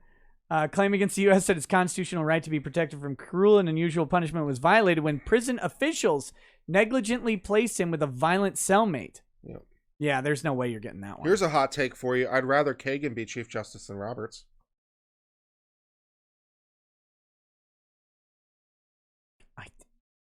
I don't know how to take that because I want to agree with you because Roberts is such a loser. But I'm also not a Kagan fan. But the question is, am I less of a fan of Kagan than Roberts? And I don't know. God, it's tough. Okay, well, I'm going to avoid it. Let's do these super chats. Oh, shit. Loudon Dozer says, hey, Boomer, as someone who was labeled and defamed as an aspiring school shooter, bullied and crucified by Loudoun County school admins in their virtue signaling after VA Tech. It's pronounced Loudon. Loudon. It is Loudon. Loudoun County. Yeah, I should have. I was saying it the whole time when you were talking about it. It's Loudon. Yeah, sorry. Jackass. I don't want to go to. I don't care about Virginia. Who's even ever been to Virginia? Have you? You've been there? I live there. Can't even prove it's real. I've never even heard of it. Uh-huh. The only Virginia is West Virginia. Okay. Okay. West of what? The ocean. That's why it's West New York, West Vermont, West New Hampshire, West North Carolina, West Dakota. Sure.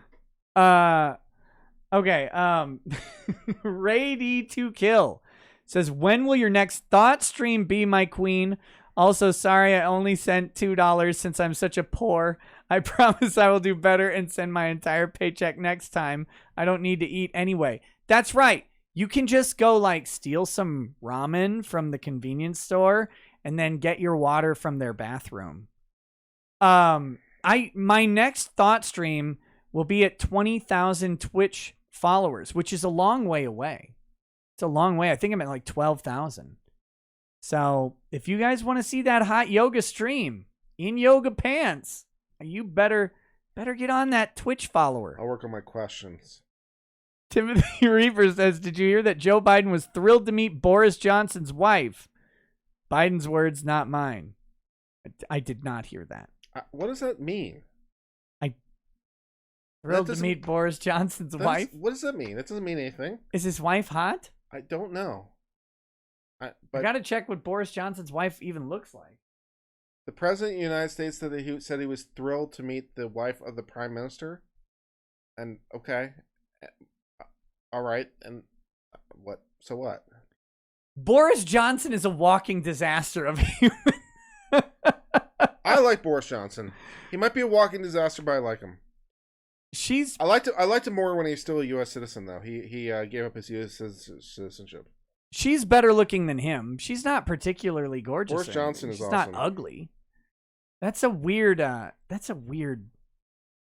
Biden's a weird dude, man. Biden's a little weird. He's really weird. What about Kamala though, and the border thing? That seems to be kind of blowing up in her face. The fact that she's never been. Well, and that she laughed about it, and apparently, even people inside the administration were kind of cringe. Kind of a cringe answer there. A little cringy? Yeah. Well, she does that all the time when she's uncomfortable. Yeah. She does that fake laugh bullshit when she's uncomfortable. Yeah, I think she needs to fix that. I look forward to her being our president. Yay. Okay, so people are saying Carrie Simons through Ocean A has deep connections to Ghislaine Maxwell. So there you go. That's why he's excited to meet her, because she'll hook him up with the Sniff plane tour. Okay, yeah. I'm not inclined to believe that one, but all right. What if they put a helicopter with a giant inhalator off the bottom of the helicopter coming into just one tube that Biden could put his nose on, and then they just flew over an orphanage? Yeah. He could just do all his sniffing at once. Yeah. Very pragmatic. Mm-hmm. That's Air Force 3, I've heard. I've heard this from inside the government. I have secret thing. Anonymous says Plant-Based Foods Association is suing Mississippi government for prohibiting the use of meat words on vegan products. Yeah. The law was passed to prevent confusion with real meat products because if vegans are anything, they're discreet and subtle. I mean, I don't know for sure. It would be the degree to which people are confused or not would be the relevant factor, but sure, let them have a fight over it. Can okay. So the Missouri government has just passed a law impacting interstate commerce, right? Or commerce. Yeah, but I think it would survive the relevant tests. It would be more of a First Amendment issue than Commerce Clause issue, I think. But you're right to raise the question. Because I think if the feds wanted to, oh sure, for sure, they could mess with it and win on supremacy. Oh yeah, no problem. Yeah, that's weird. I don't know. I think I'm not super on board with government controlling labeling. Like really, like what does it say? Imitation meat, like imitation beef, because that would be a meat word is the beef. So you can't say imitation beef or like grass beef. I don't really think anyone's really confused, but yeah, I don't know, because it's gonna be in the giant section that says vegan food, right? Yeah. You think I would get in trouble if I went to the vegan section and replaced all of the fake beef with grass-fed beef, but I scribbled off the fed, just a grass beef, and put it all in there? What kind of trouble do you think I'd get in? Well, your product tampering, that'd be good. Would I be tampering with the product, though? I think so. Just by changing the location in the store? Works for me. What's the punishment? It could get severe. If I lick the beef, then we're in that's how we really do it. Let's see. Dave Youngson says, have you seen the case of the family judge searching houses without warrants, getting caught and busted? Now family judges associations are trying to get the prosecutors fired. I do seem to remember that case. If it's the one I'm thinking of, it's relatively older. But I do seem to vaguely recall that. I've never heard of it. Sounds horrifying. Yeah, it's as horrifying as it sounds. Kool-Aid Man says, oh yeah. So Nick, I'm in Texas looking to break the horse tooth and horse face woman called Monica Rial. I brought Kermit with me since he has experience with riding hogs. We're going to be extra careful because those teeth will slice a pitch's dick off. Damn it. Timothy Reaper says, flag mysteriously falls, electronics on the fritz, and Kurt is sitting in the vault talking despite being dead. Nick is being haunted. I've just given the AI a body. That's all. Bad Dragonite says, I found a copy of Law School for Dummies and a hardcover copy of John Grisham's The Client next to each other at the Salvation Army store today for $1 a piece. I feel like a decision was made or a dream was crushed with those donations. Maybe. Or maybe just done with them. Maybe it worked out and just done with them. Chief Justice Roberts is doing just fine. When I moved from Virginia, I did donate all my law books to the Salvation Army. So maybe someone got some use of them. I have all mine in storage. Yeah. All of them. All my textbooks. I never sold any of them back. Yeah. Kidda says I miss those blue books. Yeah. Blue bindings. Yeah. Yeah, they're nice. I should put them up and pretend to be legal. There you go. Kidda says, we need a short video from both of you, a movie review of Buck Breaking by noted black supremacist Tariq Washoaz Nasheed. Have you heard of this movie that Tariq Nasheed did called Buck Breaking? Okay, we shouldn't talk about it. Isaac Wick says, Nick has been early for 2 things in a row, and it's Pride Month. Coincidence? I think not. Mo Fantasy says, good evening, Captain Late AF. Happy Friday. Look, I was earlier than I said I would be. Not So Handsome Jack says, day 5 of trying to get Nick to play Doom Eternal Ultra Nightmare Mode.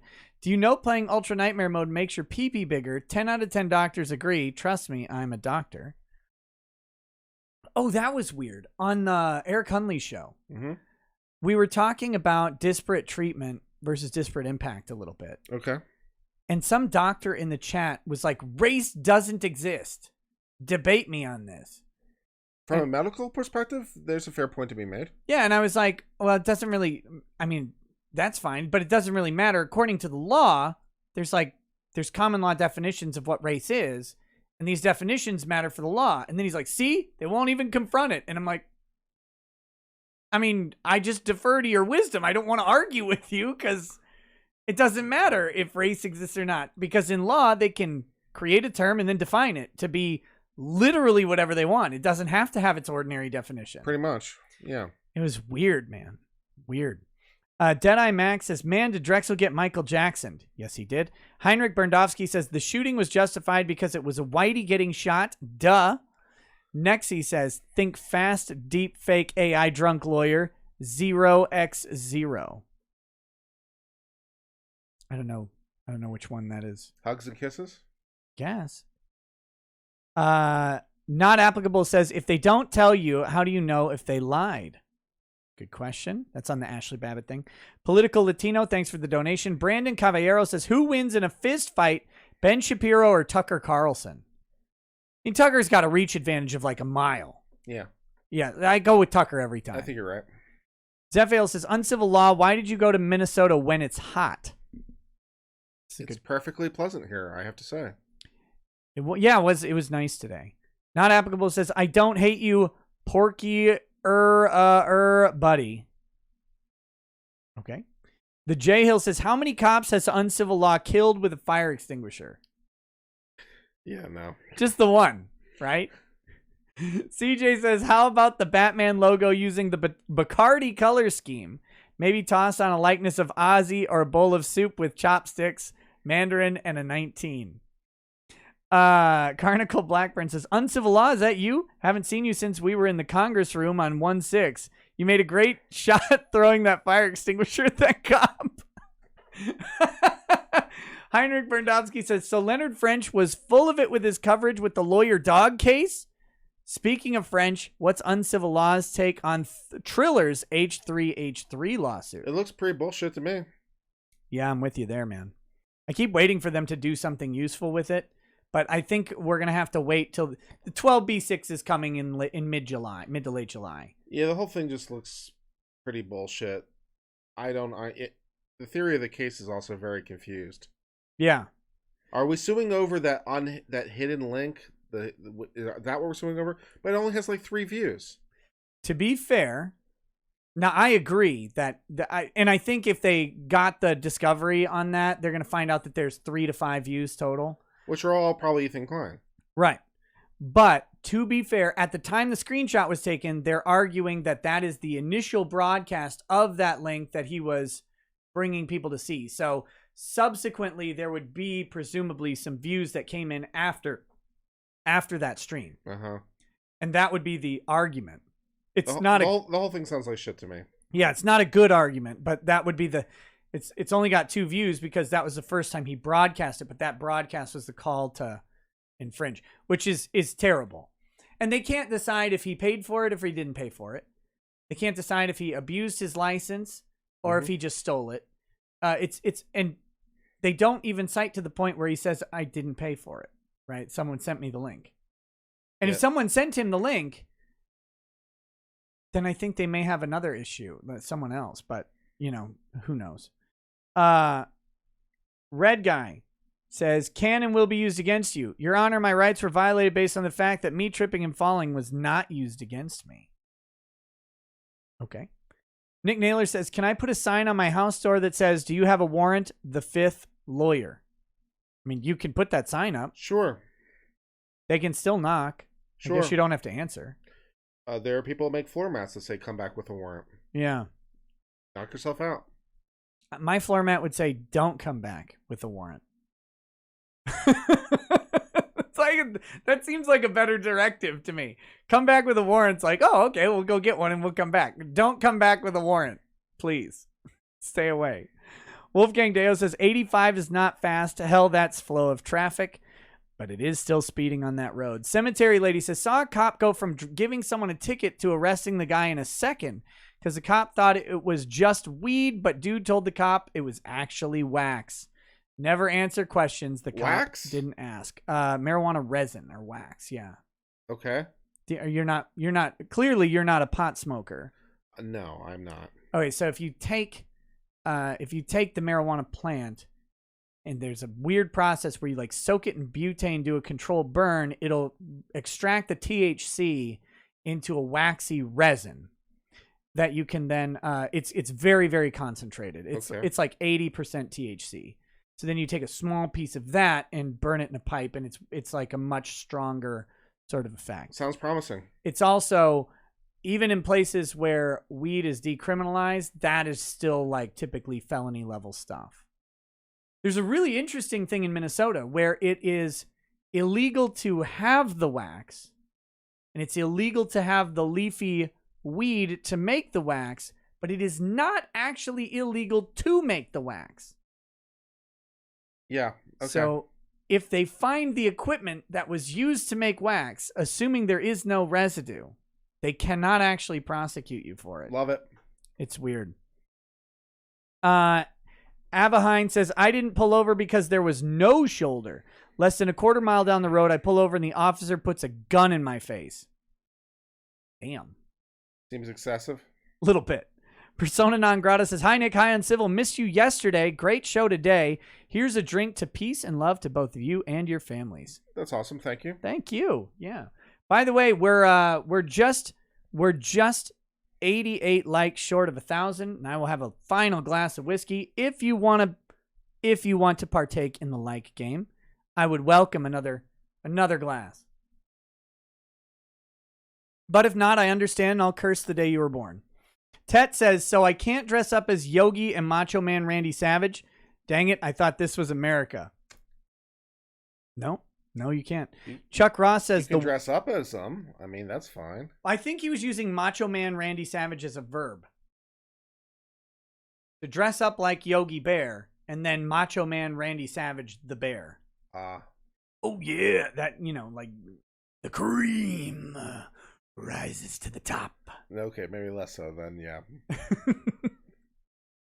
I am surprised. Like, that's one of those weird laws that you can't wrestle a bear. Like, what if you have a show about wrestling bears? Like, that's your act. What if it doesn't identify as a bear? That's a good question. What if I don't identify it as a bear? What is a bear? What if you don't know that it's a bear? What if the bear is dressed up like Macho Man Randy Savage? Mistake of fact. Exactly. Like it. Yep. Mistake of fact's an interesting defense, right? Because if like a woman is running at night on a athletic run, she happens to be carrying a gun. Yep. And a guy comes up behind her and startles her. Yep. She can have a subjective and objective reasonable fear and turn around and plug the guy and kill him. Maybe, yeah. And be mistake of fact that he was just running on the same path, got maybe too close because he was tired or whatever, and she can get off on that. Possible. Yeah. Guys, always try mistake of fact. Go for it. Just go for broke. When you rob that liquor store, say you thought it was a bank. It's fine. Well, that wouldn't really help you. In this mistake of fact hypothetical, you'd have to argue that you thought it was your liquor store and you weren't really robbing it because you thought it was yours. It was my bank that I wasn't robbing. Did you see the yeah. Did you see the Florida Actually, woman? that could hypothetically work.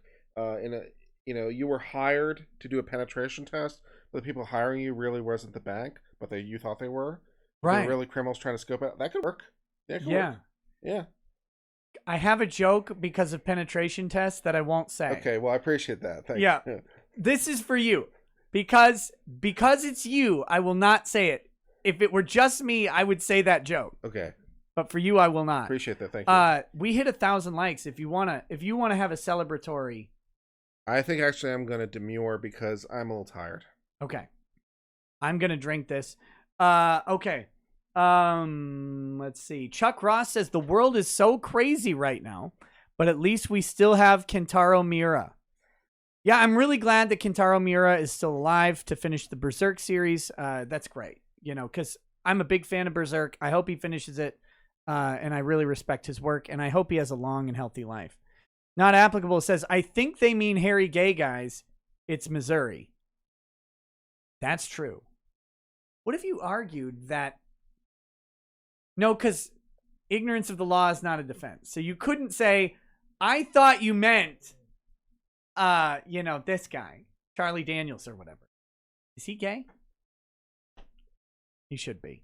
Benjamin Myers says, Nick, do you know about Wojtek the bear? They wrestled the bear for fun in World War II.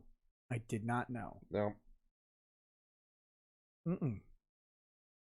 Heinrich Berndowski says, the right to bear arm wrestling shall not be infringed. I agree. I wonder if a bear would be good at arm wrestling. Because human shoulders are not replicated anywhere else. We are uniquely qualified to throw things. And other animals cannot overhand throw. They, like even gorillas and stuff, they do a weird fling. CJ says, what if the bear steals your picnic basket? What if the bear steals your picnic basket? You wrestle him to get it back before he and Boo Boo eats it. I don't know. I don't think that's not covered under the statute. You wrestled him, you're guilty. Human Crouton says, I was at a nightclub in northeastern Ohio about a decade ago that actually had a local Tiger King guy bring a bear and charge $5 to wrestle it. In Ohio, it must be okay. In Missouri, that's not okay. Did you watch the Eric Hunley Carol Baskins interview? No. I dropped 2 spicy super chats. One of them she definitely saw because it derailed her entire train of thought when it happened. It was magic. I said R.I.P. to the guy she killed and fed to the tiger. And then she said later, well, in 2007 when I lost my husband, I said, where'd you lose him? Did you check inside the tiger? And then Eric brought up that comment and asked her about it. It was magical. She's insane. There were subtle clues. She definitely fed her husband to a tiger. I don't know if she killed him. However, she facilitated the feeding of that man to a tiger. 100%. I have no doubts. No doubts about it. Okay, the Pronato says, imagine they treated the First Amendment like the Second Amendment and you needed to pay a $200 tax each time you wanted to say the N-word or some other slur. Now, that'd be interesting. Would that be okay if you got a tax stamp for, like slightly more dangerous words? So for $200 a year, I have unlimited use. I have an unlimited N-word pass. I would pay it for every word they came up with. I would hold up my tax stamp every time I said that. Like, do you buy this tax stamp at the in? Do you buy it at the post office like you do with the bird migration stamps? You get this. Yeah, that'd be good. Wick Dipper says, green screen confirmed. How else could Nick get his AI bot to appear in his vault? The lips don't match the speech. Try a large mustache. Not Applicable says, nobody loves this tube sock, not even his peen. Damn. I think that's Tubin he's talking about. Dalacourt says, Tubin with his tube, trying to do some public service, working in the spank bank. Tucson Sky says, I wonder if he's getting a Woody underneath that desk right now. Probably. She was in a bright yellow shirt, and bright colors are how you attract a mate, I think, or how you ward off predator. Or both. Was she wearing a bright yellow canary jacket to ward off the predator of Jeffrey Tubin? Was that a subconscious choice? She's like, I'm going to interview my friend Jeffrey Tubin today. What should I pick out of my closet? The brightest thing I have. Yes, I am poison. If you molest me, you will die. Isaac Castillo says, oh yeah, Nick and Uncivil Law. Nice. Happy Friday, guys. Subbed on Uncivil and subbed on Locals for Nick. Hey, thank you. By the way, guys, check out Uncivil's channel.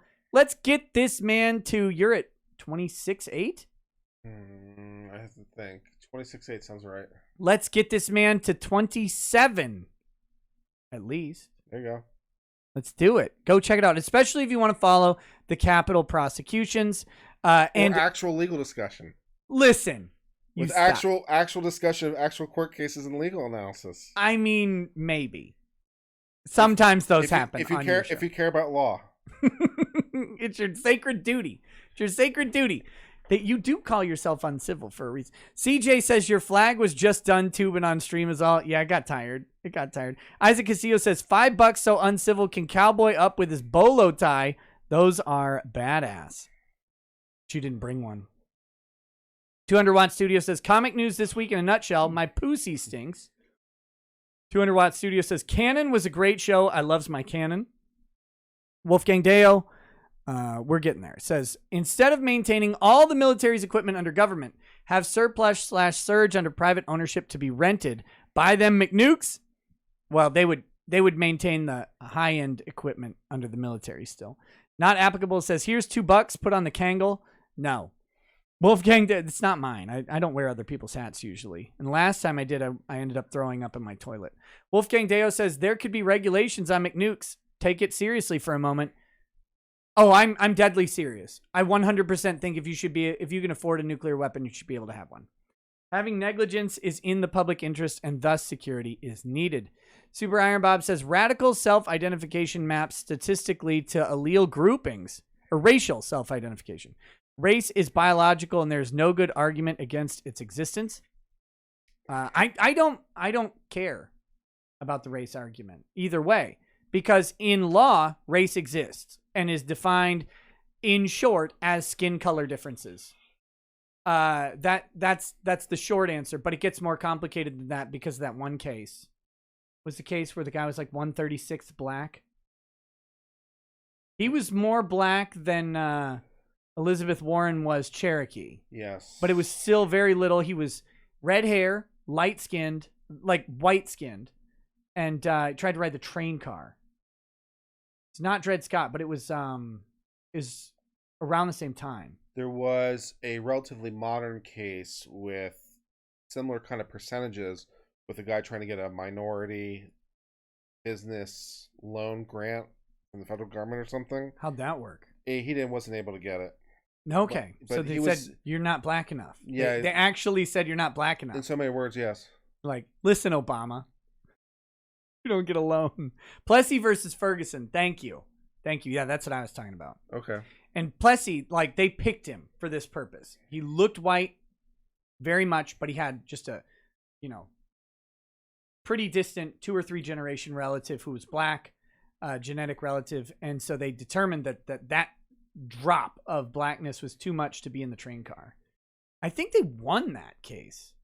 I don't remember the underlying fact pattern of Plessy. It's been too long. What do I even have you on the show for? Well, I don't know everything, man. Give me a break. But you know a lot. Like, you're like... I know more than you. You're an encyclopedia.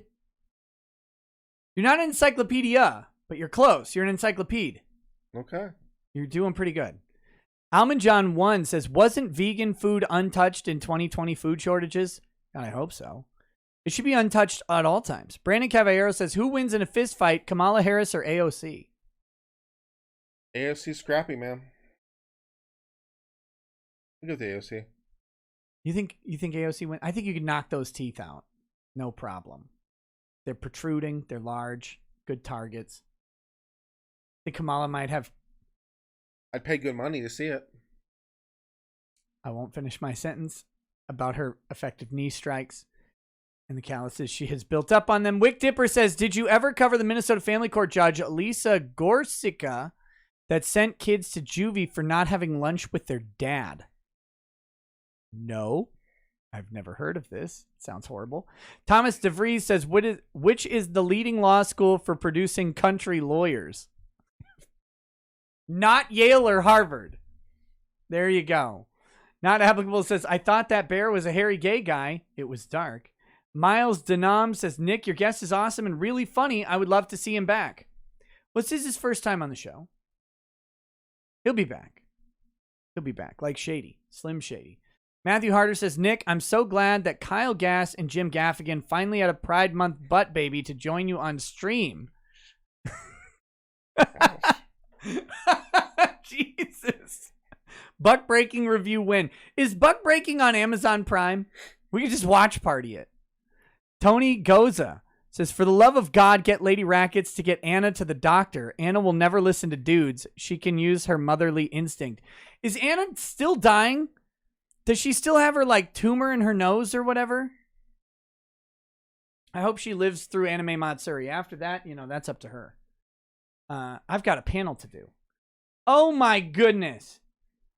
We got a couple more. Ui. Sent in following order.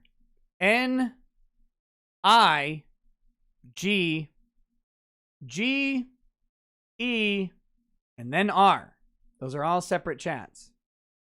So he's better pay his $200 tax stamp is all I have to say. Timothy Reaper says the legal definition of black voted for Biden. True. That's by executive order.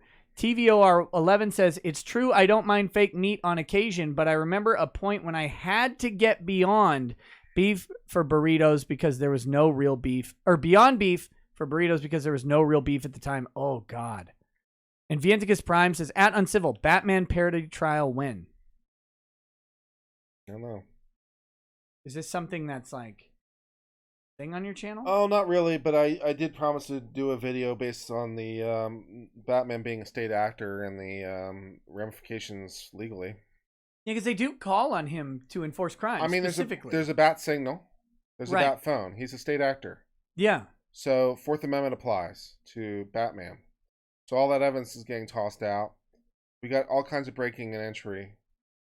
It's a violation of state law. Yeah. I never even thought about it. See what I mean? Yeah, that's good stuff. All kinds of shit, yeah. Quasi-state actor is hard to show. You're there, though. The bat signal was a clue. Yeah, the bat signal and the bat phone. Batman, we need you to come do police work. Like, if they called up a contractor and said, all our officers have gonorrhea and can't come in, we need 5 agents from your company, they would be quasi-state actors for the time that they work for the government. Yeah. Xander's Rand says, why are you not showing Nick what it means to drink? Nick the game, keep talking and nobody explodes. We've done that before. I've won that fight. Yeah, and I concede that fight every time. He says, I recommend you play with Ty, keep talking and nobody explodes. With VR only requires one person to have a VR headset, the other person... I play keep talking, no one explodes with you. Just tell them how to disarm the bomb. Have you ever played that before? Do you have VR?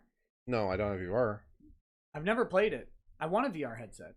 Want one. It's not only VR. You can just use a normal computer for it. Right. Yeah. But I do want a VR headset. Okay. And once I get my new desk and it's orientated this way and I have all that room behind me and those shelves move over there, I will have place for a VR. I can't wait. Because I'm going to buy all the Warhammer VR games and murder the heretics. Finally, Nyx Hex, this is to you. It says, how to speak Greenlandic. Pumanervua Arsak Arsaluniet. So what is better, balls or no balls in Greenlandic? Yes, well, no. No balls? Or no answer? I refuse to answer this question. There you have it, ladies and gentlemen. He refuses to answer the question. So I guess interpret that as you will. Dash Hammer says, do you know the day of your Matsuri panel? I do not. I do not know what day it is. If I knew, I would tell you. And when I do know, I will announce it. But I'm not sure. Sorry. I can only say that it's me, Yellow Flash, Star Wars Girl, and Cecil. That is the panel. It'll be a fun panel. Sounds promising. And then I don't know if I've got a second panel or not, but I would do one if they need. When is this happening? July 8th through 11th in Houston. Okay. And it is probably the craziest anime show you can go to. I might be conflicted, but if I can, I'll try to come. Yeah, it's like 50 to 60,000 people. There's all sorts of wild stuff. You can show me around. Yeah, it's a lot of fun. Based F says, what is your view on 3D printed guns that have been tested and work? My view on 3D printed guns, whether they've been tested or not, is you should be able to have them and make them at your leisure. I do not think the government should be able to police your ability to manufacture your own firearms. Any contradictory thought there? No, not in particular. Yeah, I can see a restriction on the trade of those guns under Sure. Commerce Clause. I don't necessarily principally agree with it, but I can see it. But I cannot see a ban on the manufacture of them for personal use. I have to think about it a little bit more. I mean, if they're otherwise, similar to compliant firearms, then yeah, but I don't know. I'd have to think. It's a little late for me. I mean, the only thing I could say is, while I personally think fully automatic weapons should be fine, the law is you cannot have a fully automatic weapon. So as long as it's not a short barrel rifle, short barrel shotgun, and not fully automatic, I think you should be able to fully own one. That sounds fine. Yeah. And then finally, Azrael Bain says, didn't see her reaction when you said it, so I'm partially talking out of my ass here. But I think the Fed to a Tiger rumors would be preferable to the husband and business had drug cartel ties rumors, ill-gotten gains, and such. Maybe, but I mean, rich people don't just disappear. And the man was not like Musk rich or anything, but he was wealthy. And you don't just vanish, like, and never turn up. So, but I guess, yeah, a cartel could have disappeared him, but I think there would have been some sort of indication that occurred. Cartels don't silently disappear people. It's a message usually. All right, guys. Thank you for hanging out with us tonight. I very much appreciate it. I don't know if we're going to do any other streams this weekend. Probably. But, oh, you think so? Yeah. We'll see what we have time for. I had fun. Just a little tired because I've been traveling and, but we had fun. Yeah, absolutely. I'm very happy to be here. I'm happy you're here too. So we'll see if we can set up a stream this weekend. And until then, guys, thanks for hanging out. I hope you have a good night. Ooey, ooey, ooey, 99. As he says, peace. Peace.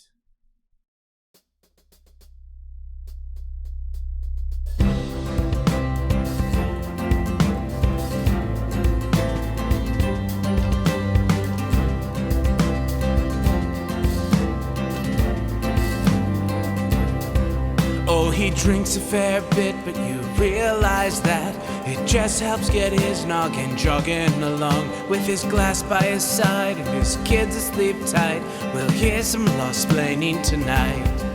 With his microphone muted, we'll laugh at this boomer until he explains it's all part of the plan. Watch his face become redder as he becomes meta, raging at idiots from Twitterland. From the white shores of Maine to the hills of Glenlivet, there's no one who explains the law better than Nick. So pour out a glass for the ones who have passed to make the law what we have now. Oh, his lady is fair, and she handles herself with the grace of one who has borne many children. As the wife of a lawman, she makes sure that he has the time and the place to provide for them there. So pour out an ardbeg, a bow, more of Lafroig. The spirits flow as the ones who get unemployed. So pour out a glass for the tea post on Twitter as we hear law-splaining tonight. From the white shores of Nan to the hills of Glenlivet, there's no one who explains the law better than Nick. So pour out a glass for the ones who have passed to make the law what we have now. Oh, the guests are all plentiful, from Doug T to Drexel. They bring their perspective and spice to the mix. But the reason we're here and the one that we cheer is the one who is showcasing us his career.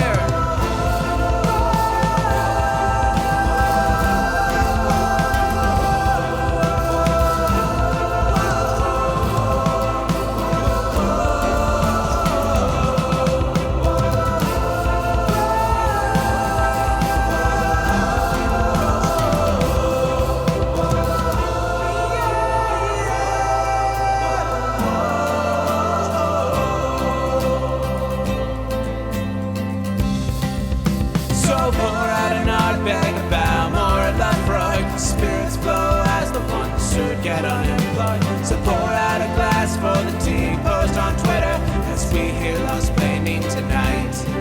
From the white shores of Nan to the hills of Glenlivet, there's no one who explains the law better than Nick. So So pour out a glass for the ones who have passed to make the law what we